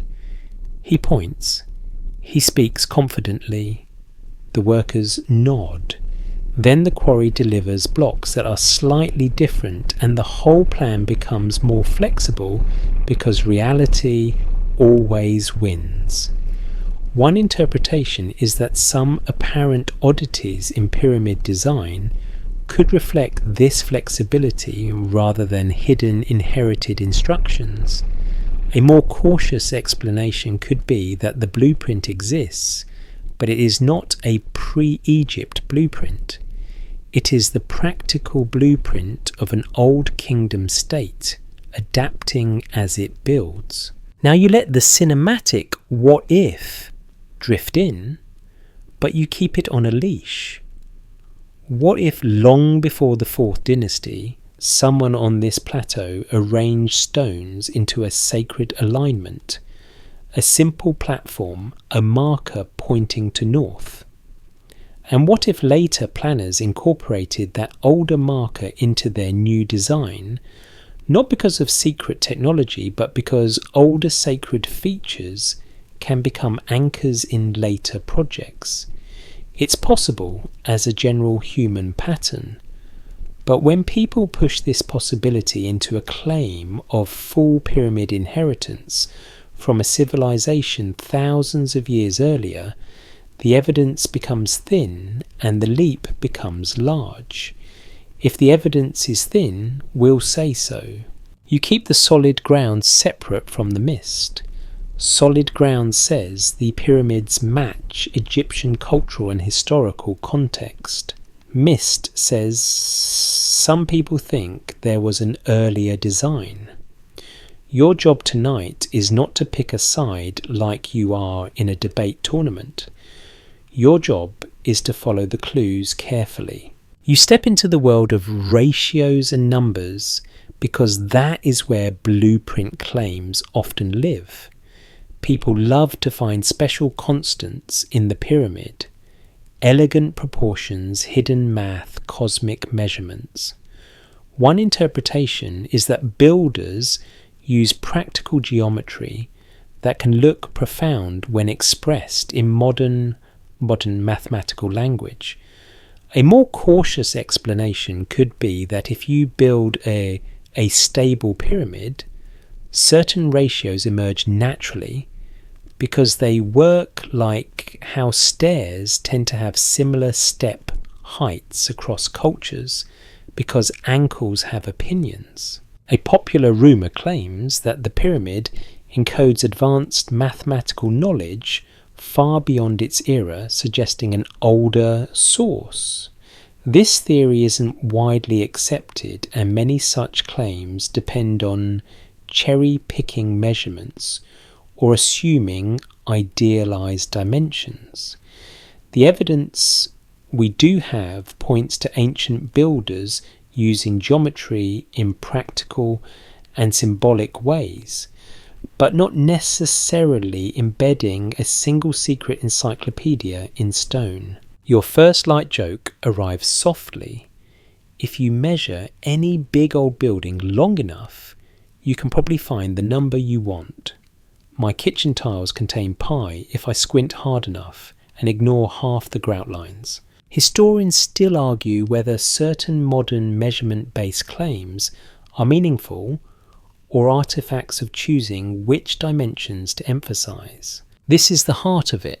The pyramid has many dimensions: base, length, height, slope, angle, casing, thickness, internal passages, offsets. If you choose some numbers and ignore others, you can produce patterns that look intentional. That does not mean they are intentional. It might support the idea that humans love pattern recognition and that monuments invite it. This raises the possibility that some encoded discoveries are more about the discoverer than the builder. You do not have to be cynical to be careful. You can still admire the geometry. Most historians agree that Egyptians had surveying knowledge and practical mathematics suited to construction and administration. Archaeology suggests that geometry was used in land measurement, building layout, and ritual alignment. The evidence we do have points to competence and sophistication appropriate to the time. Now you try a calmer and more interesting interpretation of the blueprint impulse. One interpretation is that the pyramid acts as a cultural blueprint, not a technical one. It becomes a model of how a king should relate to the cosmos, how the state should present itself, how order should look in stone. In that sense, it is indeed copying something. But what it copies is an idea: stability, permanence, divine legitimacy. And ideas can feel ancient even when the stone is not. Your second light joke arrives gently. The pyramid is basically the ultimate brand logo. If your job is king, you want a symbol that says, "I am permanent." A giant triangle does that better than a business card. You look at the plateau again and consider the possibility of older foundations, older sacred zones, older landscape meanings. It's possible in a broad archaeological sense that earlier activity existed in the region. But the older than Egypt claim about the pyramids themselves demands more than possibility. It demands clear, strong evidence of earlier construction, earlier tools, earlier systems. The mainstream case remains stronger. Historians still argue whether any specific anomalies at Giza require explanations beyond known Old Kingdom practices. That phrase is important because it leaves room for ongoing research without granting a free pass to every dramatic theory. You can say there are questions without saying, therefore the answer is a lost civilization. You can keep curiosity responsible. Your third light joke slips in like a whisper. If there was a pre-Egypt blueprint, it's the only blueprint in history that survived perfectly while the entire office building where it was stored disappeared without leaving a paperclip.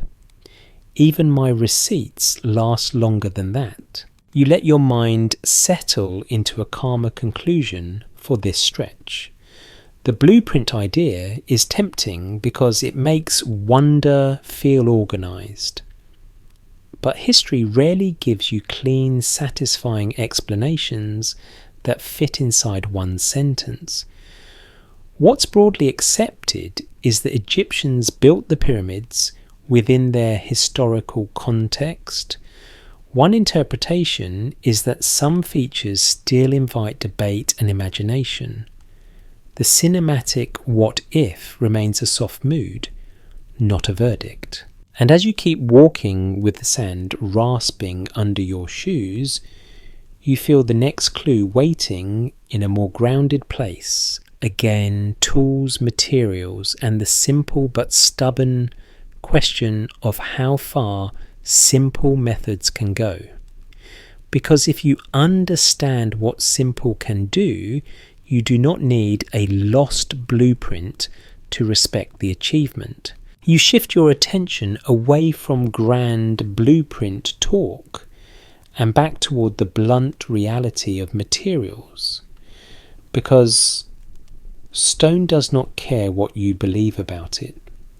Stone cares about pressure, friction, and time. The sand still rasps under your shoes, soft and steady, and now that sound feels like a reminder that every miracle can be reduced to tiny repeated movements. One step, one pull, one chip, one correction, again and again. Most historians agree that ancient Egyptians used a toolkit that sounds almost disappointing if you were hoping for something flashy: copper tools, stone pounders, wooden levers, rope sledges, and abrasives like sand.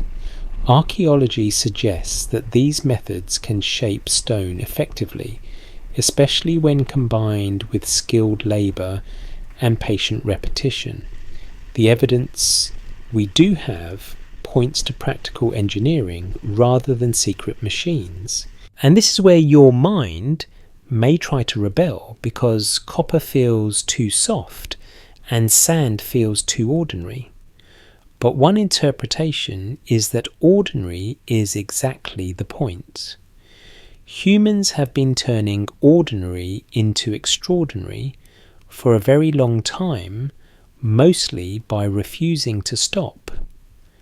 A more cautious explanation could be that the pyramid's achievement is not a single leap beyond human capability, but the top of a long staircase of craft organisation and time investment. Historians still argue whether the efficiency of different tool methods was higher than we assume, given the possibility of specialised crews, optimised abrasive techniques, and quality control systems. That debate is not a romance story, but it matters.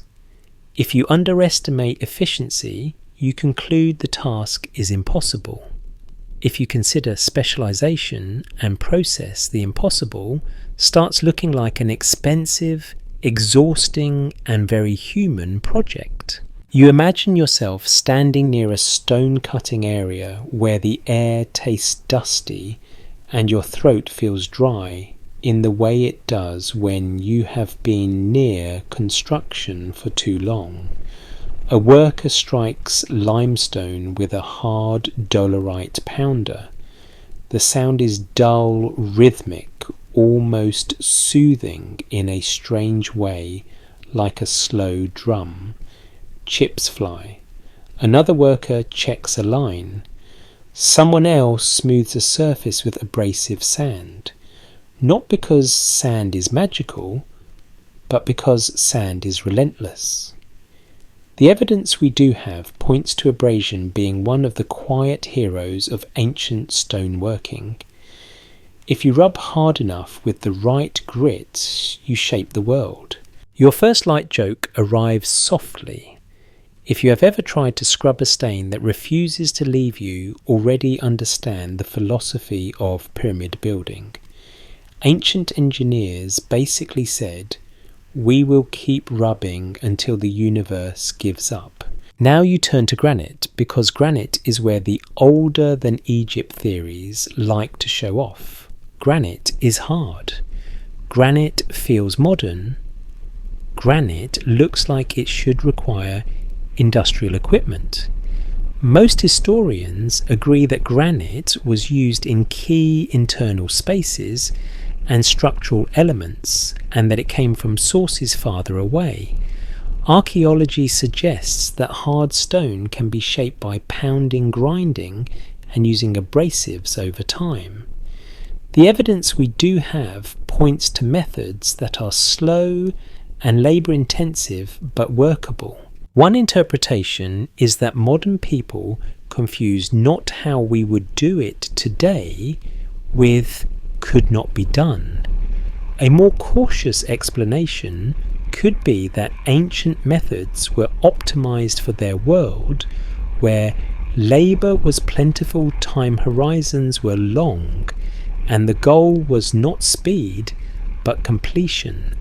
If you have enough hands and enough days, you can do things that feel impossible to a person who expects same-day shipping. Historians still argue whether certain marks on hard stone reflect specific tool choices, such as tubular drilling with abrasives or techniques or other processes that varied by context. That debate gives you a responsible doorway into mystery without falling through it. Yes, some details of method are still discussed. Yes, certain traces can be interpreted in more than one way, but that is not the same as saying the stones require a lost civilization. It is the normal process of refining understanding. If the evidence is thin, we'll say so. In many cases, the evidence supports plausible ancient techniques, even if the exact workflow is still debated. You imagine a workshop where a craftsman uses a simple drill setup, rotating it with a bow or by hand, adding abrasive slurry. The motion is repetitive. The sound is soft, gritty. You picture the slurry darkening as it picks up stone powder. It is slow, yes, but slow is not the same as impossible. In fact, the whole Old Kingdom story is a story of slow commitment. Now, the older than Egypt question returns not as a shout, but as a whisper you can answer with calm. If these methods can work, why does the older idea persist? One interpretation is that the persistence is emotional. People want the pyramids to be a message from a lost age, because it makes the monument feel like a warning or a gift. A more cautious explanation could be that the monument is already a message, just not the one some people prefer. It is a message about what organised societies can do when belief and power align. A fringe idea proposes that tool marks prove the use of advanced machinery or knowledge from an earlier civilization. This theory isn't widely accepted, and many arguments depend on interpreting marks without considering the range of ancient techniques and the way abrasion can mimic machine-like regularity. The evidence we do have points to a wide toolkit of simple processes that can produce surprisingly precise outcomes. Your second light joke arrives. If you ever watch someone carve a tiny design into wood with a basic hand tool, you know the truth. Humans can do absurdly precise work with simple tools when they are bored enough and stubborn enough. Ancient Egypt had both in industrial quantities. You move your attention to transport because shaping stone is only half the story. You also have to move it. Most historians agree that large blocks were transported using sledges, ropes, and human force, sometimes with prepared tracks and lubrication.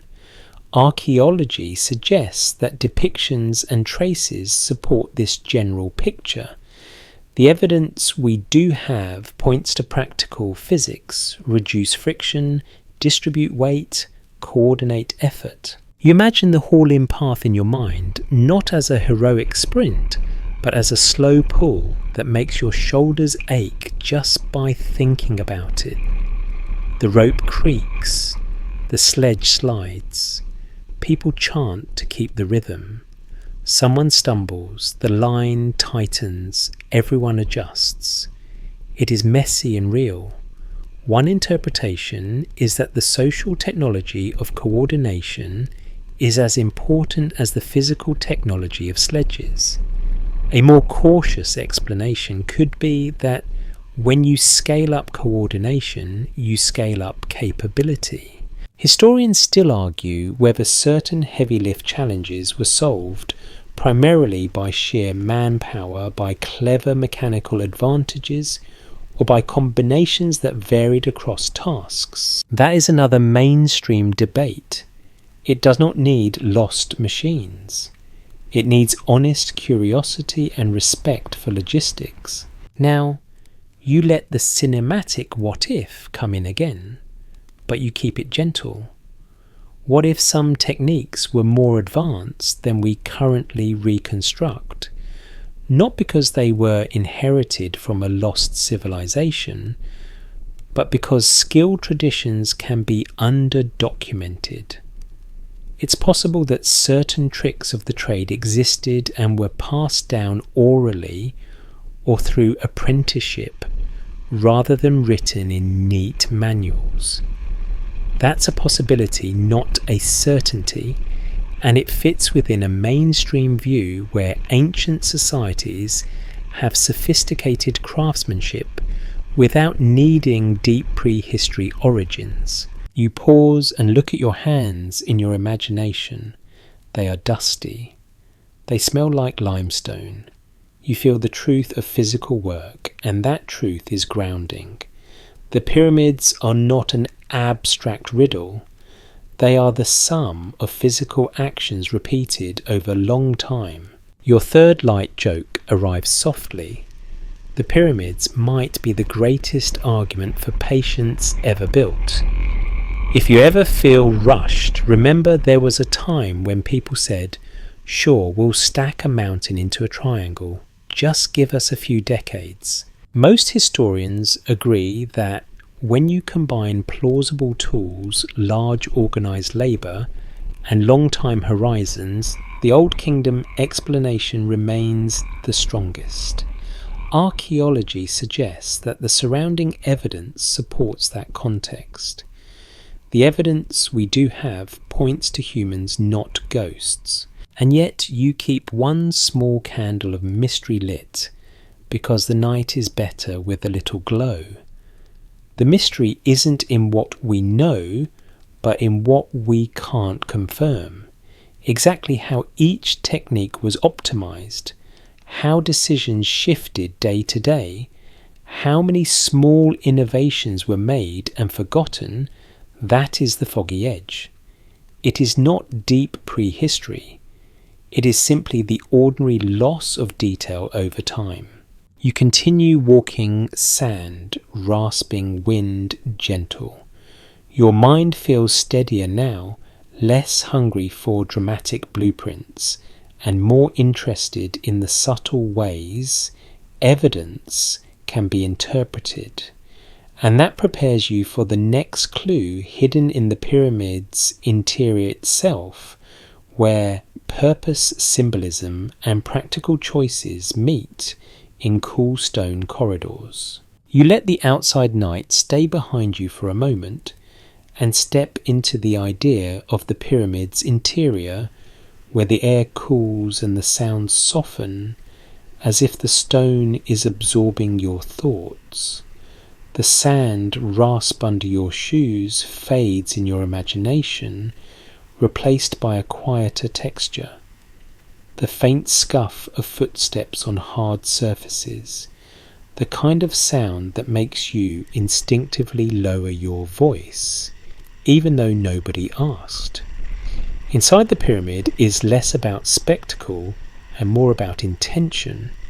It feels like walking through a decision. Most historians agree that the internal chambers and passages of the Great Pyramid reflect a mix of practical concerns, ritual meaning, and the realities of construction. Archaeology suggests that the layout includes corridors, chambers, and features whose purposes are debated but generally understood within the context of royal tomb architecture and religious ideas. The evidence we do have points to design choices that were deliberate, even if not all of them are fully explained. One interpretation is that the interior is where the monument stops being just a mountain of stone and becomes a narrative, a guided path for the king's afterlife, for ritual movement, for symbolic transformation. A more cautious explanation could be that some features also serve security and structural needs, because if you are building a royal tomb, you are also building something that needs to resist both gravity and human curiosity. Historians still argue whether certain internal features were planned from the start or modified during construction as goals and constraints shifted. That debate is an important reminder that the pyramid is not a single frozen blueprint. It is a living project. Plans can change. A corridor can be redirected. A chamber can be expanded or repurposed. A careful reading might suggest that some oddities in the interior could reflect practical adaptation rather than secret encoded messages. You imagine entering a narrow descending passage, the ceiling pressing low enough that you feel the urge to hunch. The stone is cool. The air tastes faintly dry with that ancient mineral smell, like a closed room that never fully forgets its age. Your breath sounds louder than it should. The space makes you aware of your body, which is a funny thing to experience in a monument built for someone else's body to stop moving forever. Your first light joke arrives softly. If you ever think your hallway is too narrow, just remember ancient builders made corridors that basically say, "Congratulations, you are now a folded human." Most historians agree that tomb architecture in ancient Egypt often blended symbolism and function, and that internal arrangements could reflect beliefs about the king's journey and protection. Archaeology suggests that the pyramid's internal spaces include features that have been interpreted in multiple ways, including as burial chambers, symbolic spaces, and perhaps as structural solutions. The evidence we do have points to purposeful design, but not to a single universally agreed explanation for every detail. Now, you touch the part of the story that mystery theories love the idea that the interior contains hidden knowledge, hidden machines, hidden archives, hidden proof that the pyramid is far older. A popular rumour claims that secret chambers hold records from a lost age preserved in stone because paper would not survive. This theory isn't widely accepted, and when specific claims are made, the supporting evidence is often thin or speculative. If the evidence is thin, we'll say so. The existence of internal corridors does not automatically imply an ancient library. It implies that architects created spaces for reasons they understood and that modern people are still interpreting. One interpretation is that the most powerful thing about a sealed or semi-sealed interior is psychological. When you cannot easily see what is inside you imagine, you fill darkness with meaning. A more cautious explanation could be that hidden spaces or voids, if they exist, might be construction features, stress relief spaces or unplanned cavities, rather than secret vaults of lost history. That's a possibility, not a certainty, because investigation continues and interpretations evolve. Historians still argue whether the most puzzling internal elements should be read primarily as ritual symbolism, structural engineering, or both at once. That both option is underrated.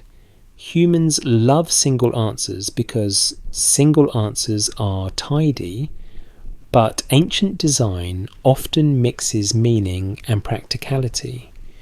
You can build a corridor that is structurally useful and also symbolically resonant. You can create an opening that relieves stress and also points to the sky.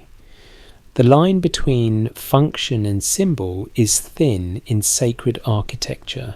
You imagine standing in a larger chamber where the space suddenly opens up and your brain relaxes because it can breathe.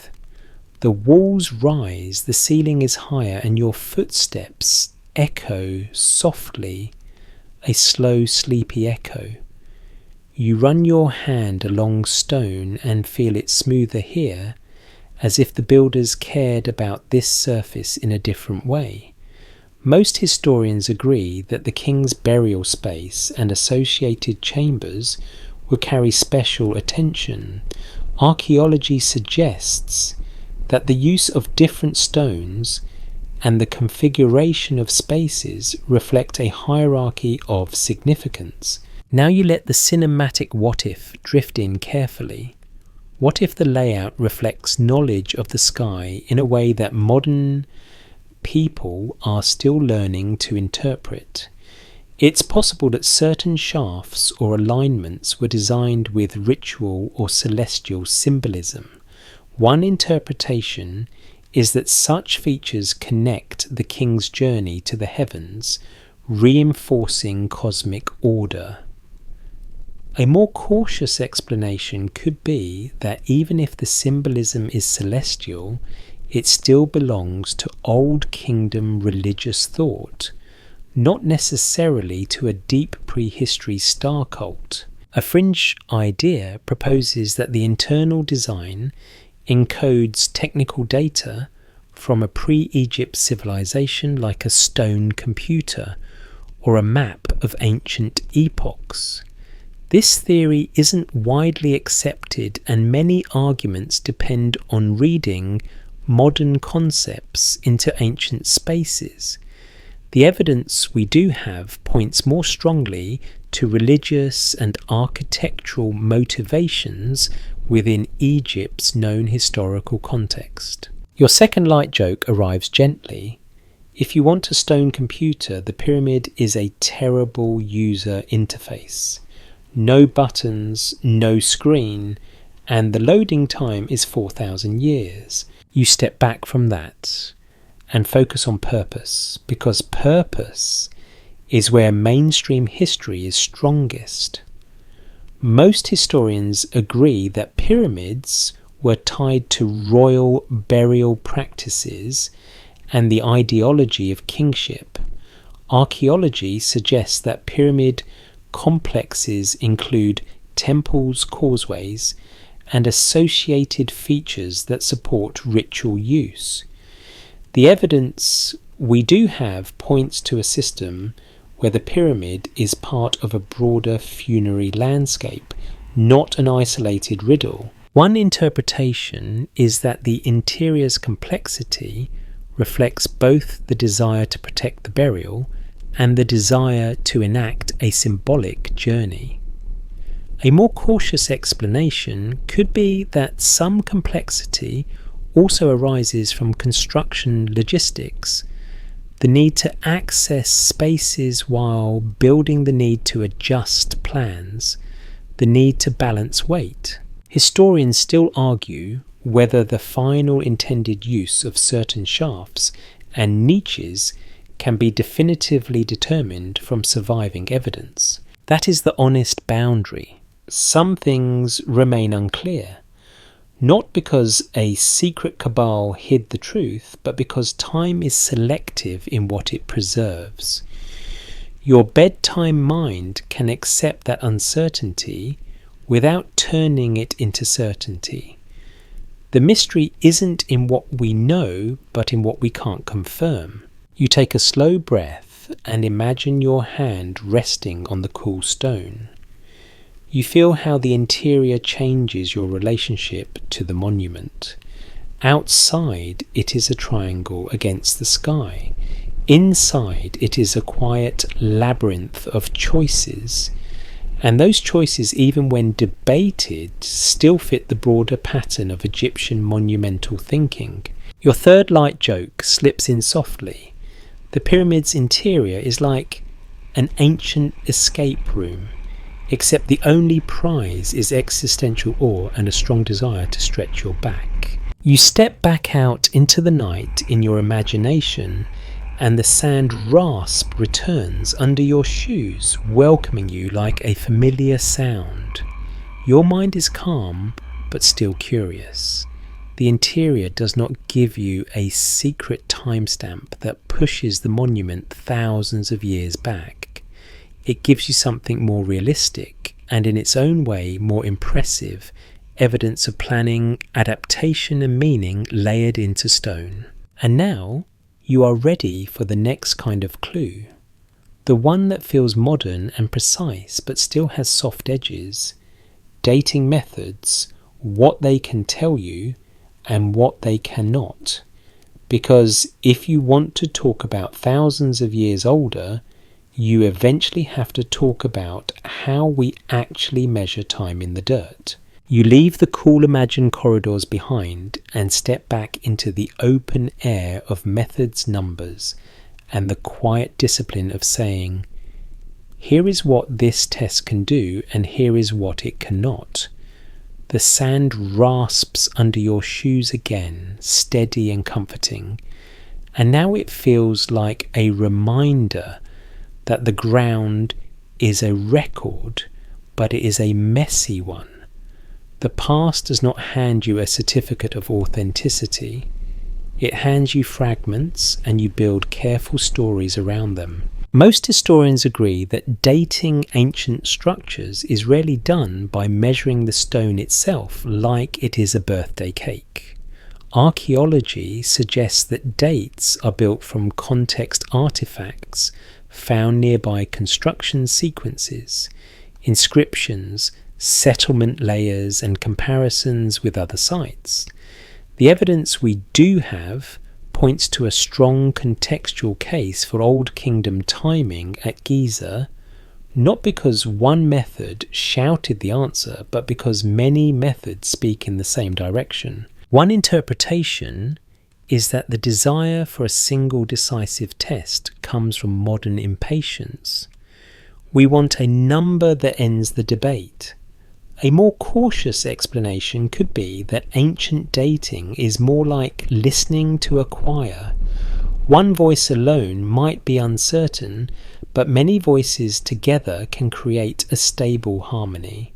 Historians still argue whether certain dating results around monumental sites should be interpreted as direct evidence of construction dates or as evidence of later activity, repair, and occupation. That debate is crucial because it shows how easy it is to misunderstand what dating actually dates. If you date a piece of charcoal found near a monument, you are dating the charcoal, not the stone. You are dating a moment of burning, not necessarily the moment of building. The evidence we do have can still be powerful, but it has to be interpreted with humility. Now you consider radiocarbon dating in the calmest possible way, like you are describing a slow recipe. Radiocarbon dating can estimate the age of organic materials. It can help place human activity in time. Archaeology suggests it is useful when you have good context and good sampling.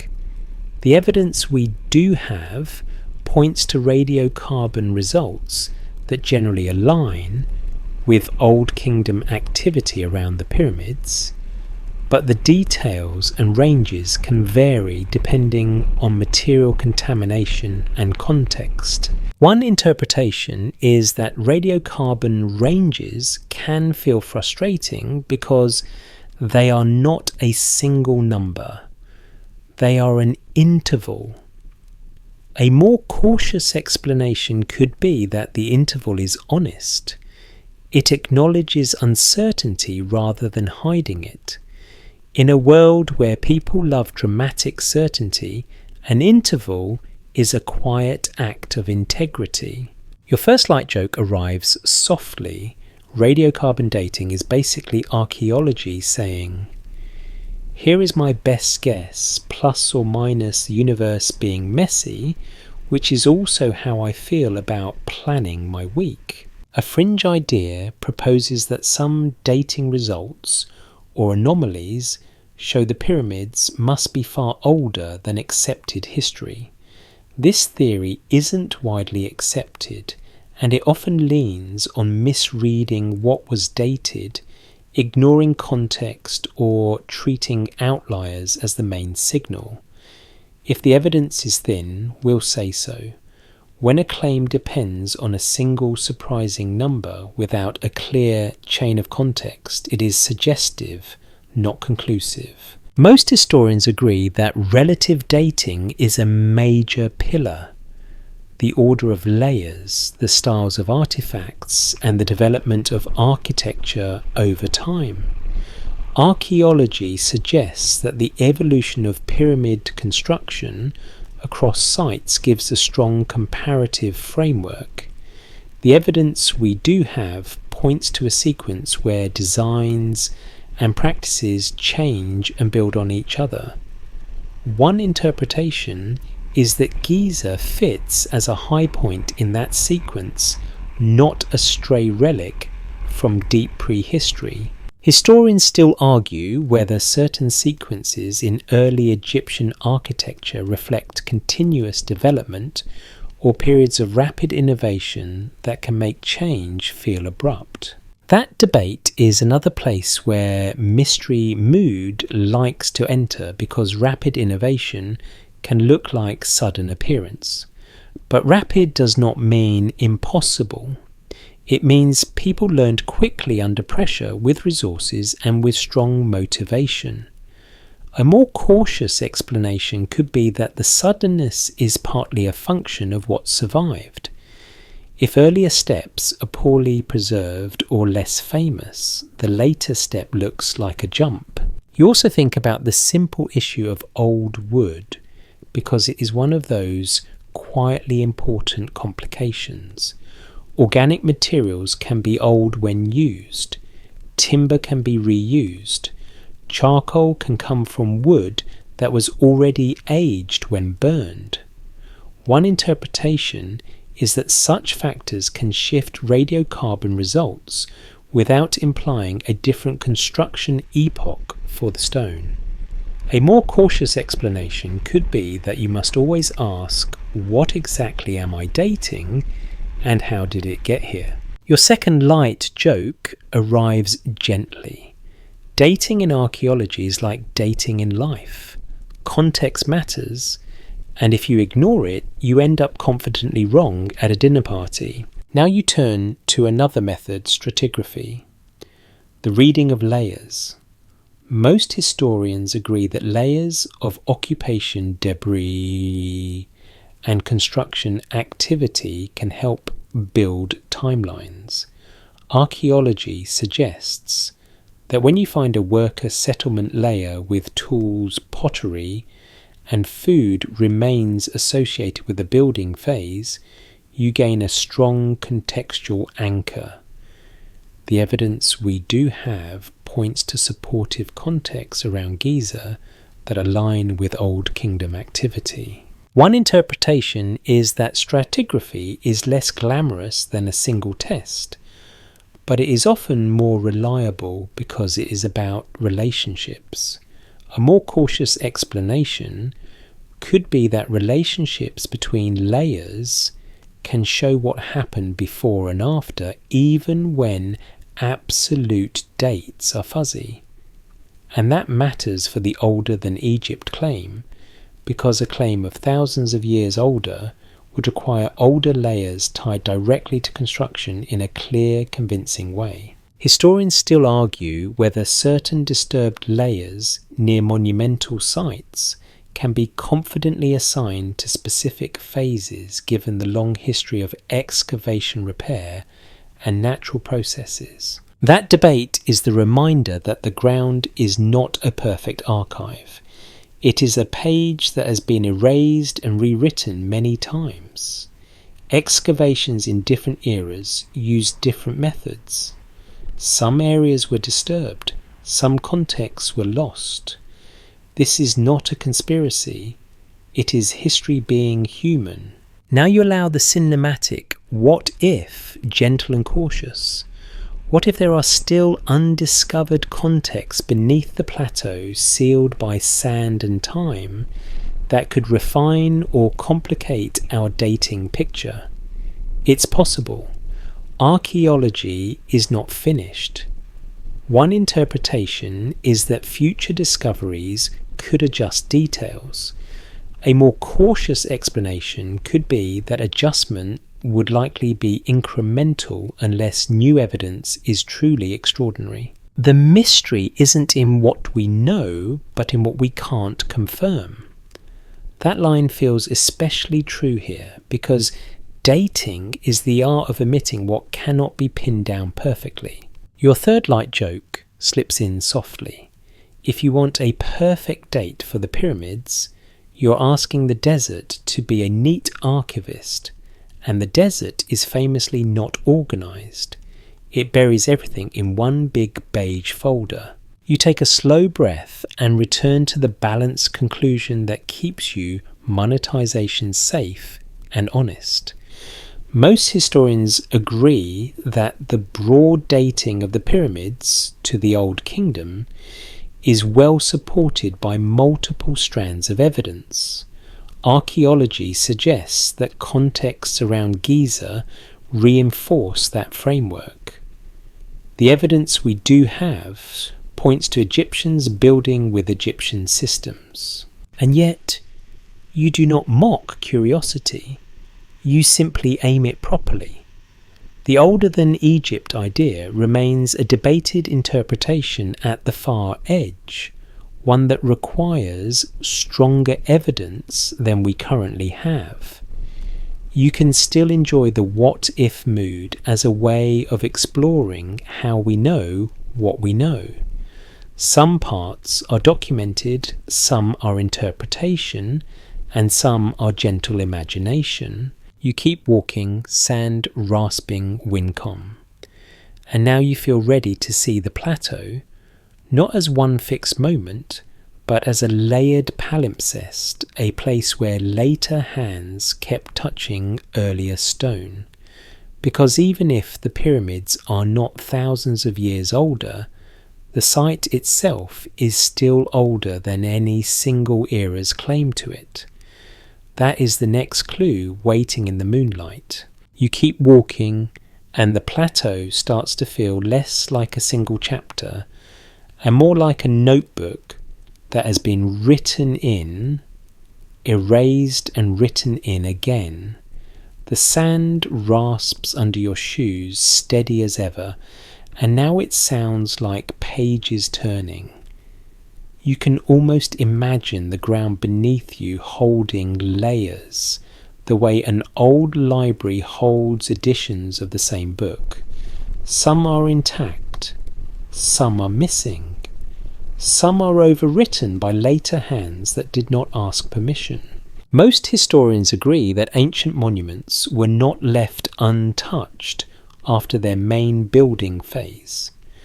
Archaeology suggests that sites like Giza experienced ongoing activity, maintenance, repairs, changes in use, later burials, later visits, and the gradual stripping of valuable materials. The evidence we do have points to the pyramids and their surrounding structures being part of a living landscape long after the Old Kingdom. One interpretation is that this long afterlife is exactly why the older than Egypt idea keeps finding room to breathe. When a site is used over and over, surfaces are altered, contexts shift, and clean timelines become harder to read. A more cautious explanation could be that later activity can create confusing signals that invite speculation even when the original construction still fits the mainstream framework. Historians still argue whether certain architectural modifications and repairs at Giza happened mainly in the Middle Kingdom, the New Kingdom later periods, or across multiple phases that blend together in the evidence. That debate is not a sign of collapse. It is a sign of complexity. The plateau has been a working place for a very long time. People did not treat it like a museum exhibit. They treated it like a resource, a sacred zone, a political symbol, and sometimes a convenient quarry of ready-cut stone. You can feel that practicality in the idea of casing stones being removed. Most historians agree that the pyramids were once smoother, and that later removal of casing altered their appearance. Archaeology suggests that stone reuse happened across many eras. The evidence we do have points to a slow transformation where the monument's skin changed while its core stayed. You imagine the pyramid in a later century still enormous, but no longer shining. The corners are less crisp. The surface is rougher. People stand below it and feel the same awe, but also a different kind of awe. The awe of something that looks ancient even by their standards. One interpretation is that a roughened, stripped pyramid naturally feels older, and that feeling can spill into claims of deep prehistory. A more cautious explanation could be that wear and reuse make anything feel older than it is because humans read age in texture. Your first light joke arrives softly. If you have ever seen an old couch after 3 roommates and a dog, you know the truth. It looks ancient, but it is not from Atlantis. It is just well used. Now you widen your view to the plateau's broader layers. Cemeteries surround the main pyramids. Smaller tombs cluster in patterns. Temples, causeways, and enclosures shape pathways of movement. Most historians agree that the arrangement of these elements reflects social hierarchy and religious practice. Archaeology suggests that these surrounding features help anchor the pyramids in their cultural context. The evidence we do have points to a coherent landscape of purpose, not a lonely inherited artifact. But coherence does not mean simplicity. One interpretation is that the plateau is a palimpsest where older and newer uses overlap, which can create puzzles. A more cautious explanation could be that these puzzles often have ordinary answers later. Burials inserted into older zones restoration work that reused older block shifts in where people built small structures. Over centuries, the site becomes a layered conversation. Historians still argue whether certain reused blocks or displaced fragments at Giza can be traced confidently to specific original positions or whether too much movement has occurred over time. That debate matters because it touches the heart of how evidence travels. A block with a mark might have been moved. A piece of stone might have been repurposed. A fragment might have been carried away and later returned. This does not mean the pyramid's date is unknown. It means that some details of site history are complex, and complexity is fertile ground for imagination. Now you allow the cinematic what if gentle and honest. What if some parts of the plateau were sacred long before the great pyramids were built, and later planners intentionally layered their monuments onto older meaning? It's possible. Humans often build on top of older sacred ground. One interpretation is that deep human memory can guide site choice even when cultures change. A more cautious explanation could be that while earlier activity in the region is plausible, it does not automatically imply that the pyramids themselves are thousands of years older. The evidence for that specific claim remains thin. If the evidence is thin, we'll say so. Here the leap from older sacred landscape to older pyramid construction is large. A fringe idea proposes that the plateau holds remnants of far older structures beneath or within the pyramid complex, and that what we see is only a later reuse. This theory isn't widely accepted, and it often relies on interpreting gaps as proof. The evidence we do have points more strongly to Old Kingdom construction, integrated with its surrounding landscape, plus long-term later activity that complicates some surface readings. Your second light joke arrives gently. Some people see one unusual stone and immediately say, "Lost civilization." Meanwhile, I see one unusual stone and assume a worker dropped it and then said, "Nobody will notice," which is the ancient version of hiding a mistake under a rug. You picture the plateau at night with torches in later eras. You picture priests walking rituals. You picture officials making repairs. You picture visitors carving small marks or leaving offerings. You picture sandstorms burying parts of the complex, then centuries later, people clearing them again. Each cycle adds a layer. Each layer makes the place feel older, not necessarily in construction date, but in live time. Most historians agree that sites like Giza were known and engaged with across long spans. Archaeology suggests that restoration and visitation happened at various times, sometimes under royal patronage, sometimes driven by curiosity or local practice. The evidence we do have points to a long story of interaction that can produce confusing signals if you try to read the site as if it had only one moment of meaning. Historians still argue whether some features, now visible, represent original Old Kingdom design or later reconstructions that adopted older styles. That is a calm way of saying that appearances can deceive. A feature that looks ancient might be repaired. A feature that looks repaired might be ancient. The truth often lies in careful study, not in immediate impression. One interpretation is that the plateau teaches you patience.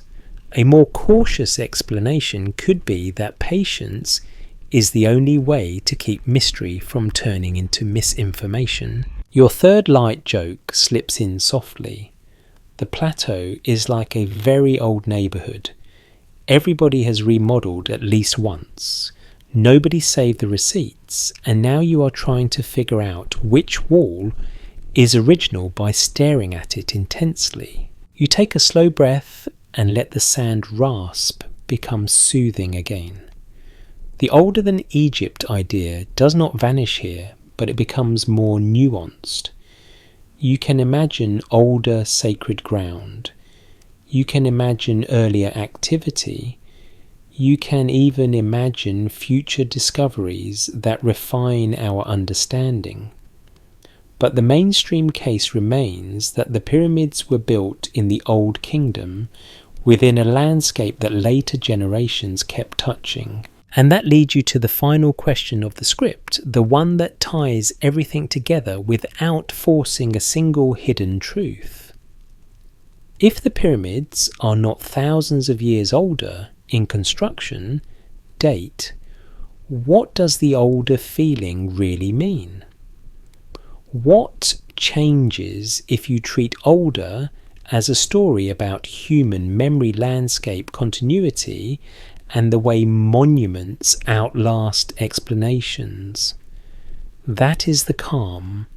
What if you carry into the final section where you gather the clues, keep the solid ground separate from the mist, and let the night soften into sleep? You slow your pace without meaning to the way you do when you sense you are nearing the end of a long walk, and you do not want to startle your mind into waking up again. The sand rasps under your shoes, steady and soft, and now it feels like the final ticking of a calm clock. The pyramids sit in the night like they always do, not trying to convince you of anything. Not trying to win an argument, just being present in their own enormous patience. Most historians agree that the pyramids at Giza belong to Egypt's Old Kingdom, built within a powerful state system that could organize labor, manage resources, and align religious purpose with monumental ambition. Archaeology suggests that the surrounding evidence, the landscape context, and the broader sequence of Egyptian monument development support that mainstream framework. The evidence we do have points to human planning, human hands, and human time. At the same time, you have carried a softer second thread through the night, the one that asks why the pyramids feel older than their dates. One interpretation is that older is not always a number. Sometimes older is a sensation produced by scale, silence, erosion, and the way the desert edits everything into abstraction. A more cautious explanation could be that the pyramids feel ancient beyond their era because they outlasted the original explanations, and in that space of lost explanation, imagination grows. Historians still argue whether specific unresolved anomalies at Giza, such as certain construction details, erosion readings, or measurement uncertainties, require new interpretive frameworks, or simply better understanding within existing ones. That debate is real, and it is healthy, and it is also the perfect place to keep mystery responsible. You do not need to pretend everything is solved. You also do not need to pretend that unsolved details automatically prove a deep prehistory origin. The middle path is calm and honest. Some parts are documented, some are interpretation, and some are gentle imagination. If the evidence is thin, we'll say so. We will keep the solid ground separate from the mist. Now you gather the clues you have walked through and you hold them like small stones in your palm. The solid stone is that Egyptian society had the capabilities to build the pyramids with known tools and methods, supported by organisation surveying and long-term labour systems. Another solid stone is that the pyramids fit within a broader Egyptian tradition of monument building rather than appearing as a single isolated miracle. Another solid stone is that dating is built from context and context. At Giza supports Old Kingdom activity strongly. Then there are the mist stones, the ones that feel lighter but still interesting. The Sphinx weathering debate, read carefully, raises questions about how surfaces record climate repairs and time. Alignment debates raise questions about technique and intention. Later legends show how easily monuments attract stories when original contexts fade. The landscape itself raises the possibility that earlier human activity could be hidden or underexplored, even if that does not automatically change pyramid construction dates. A fringe idea proposes that the pyramids are thousands of years older relics of a lost civilization inherited by dynastic Egypt. This theory isn't widely accepted, and the evidence for such a major shift remains thin. A more cautious explanation could be that the feeling of too old to be true is largely a human response to scale and endurance, combined with the natural gaps that exist in any ancient record. Your first light joke arrives softly because, even at the end, we keep it gentle. If you ever want to feel humble, stand in front of a pyramid and realize the most powerful force in history might be organized scheduling. Somebody somewhere got the ancient equivalent of a calendar app working, and the result is still here. Now you let the what if become the kind that does not mislead.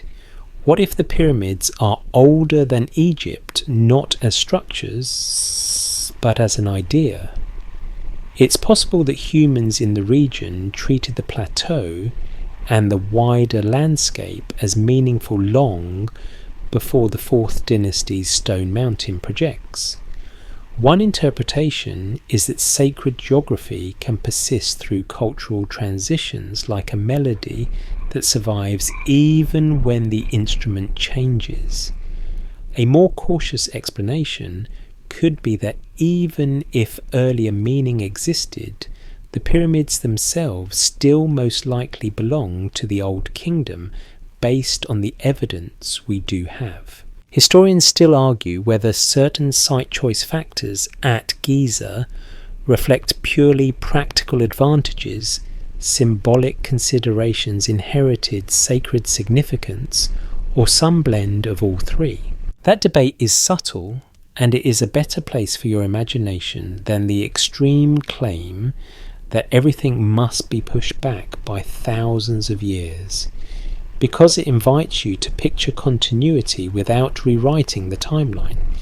It invites you to imagine the plateau as a place that held power in human minds long before it held a pyramid. Your second light joke slips in quietly. The plateau might be the oldest great location review ever.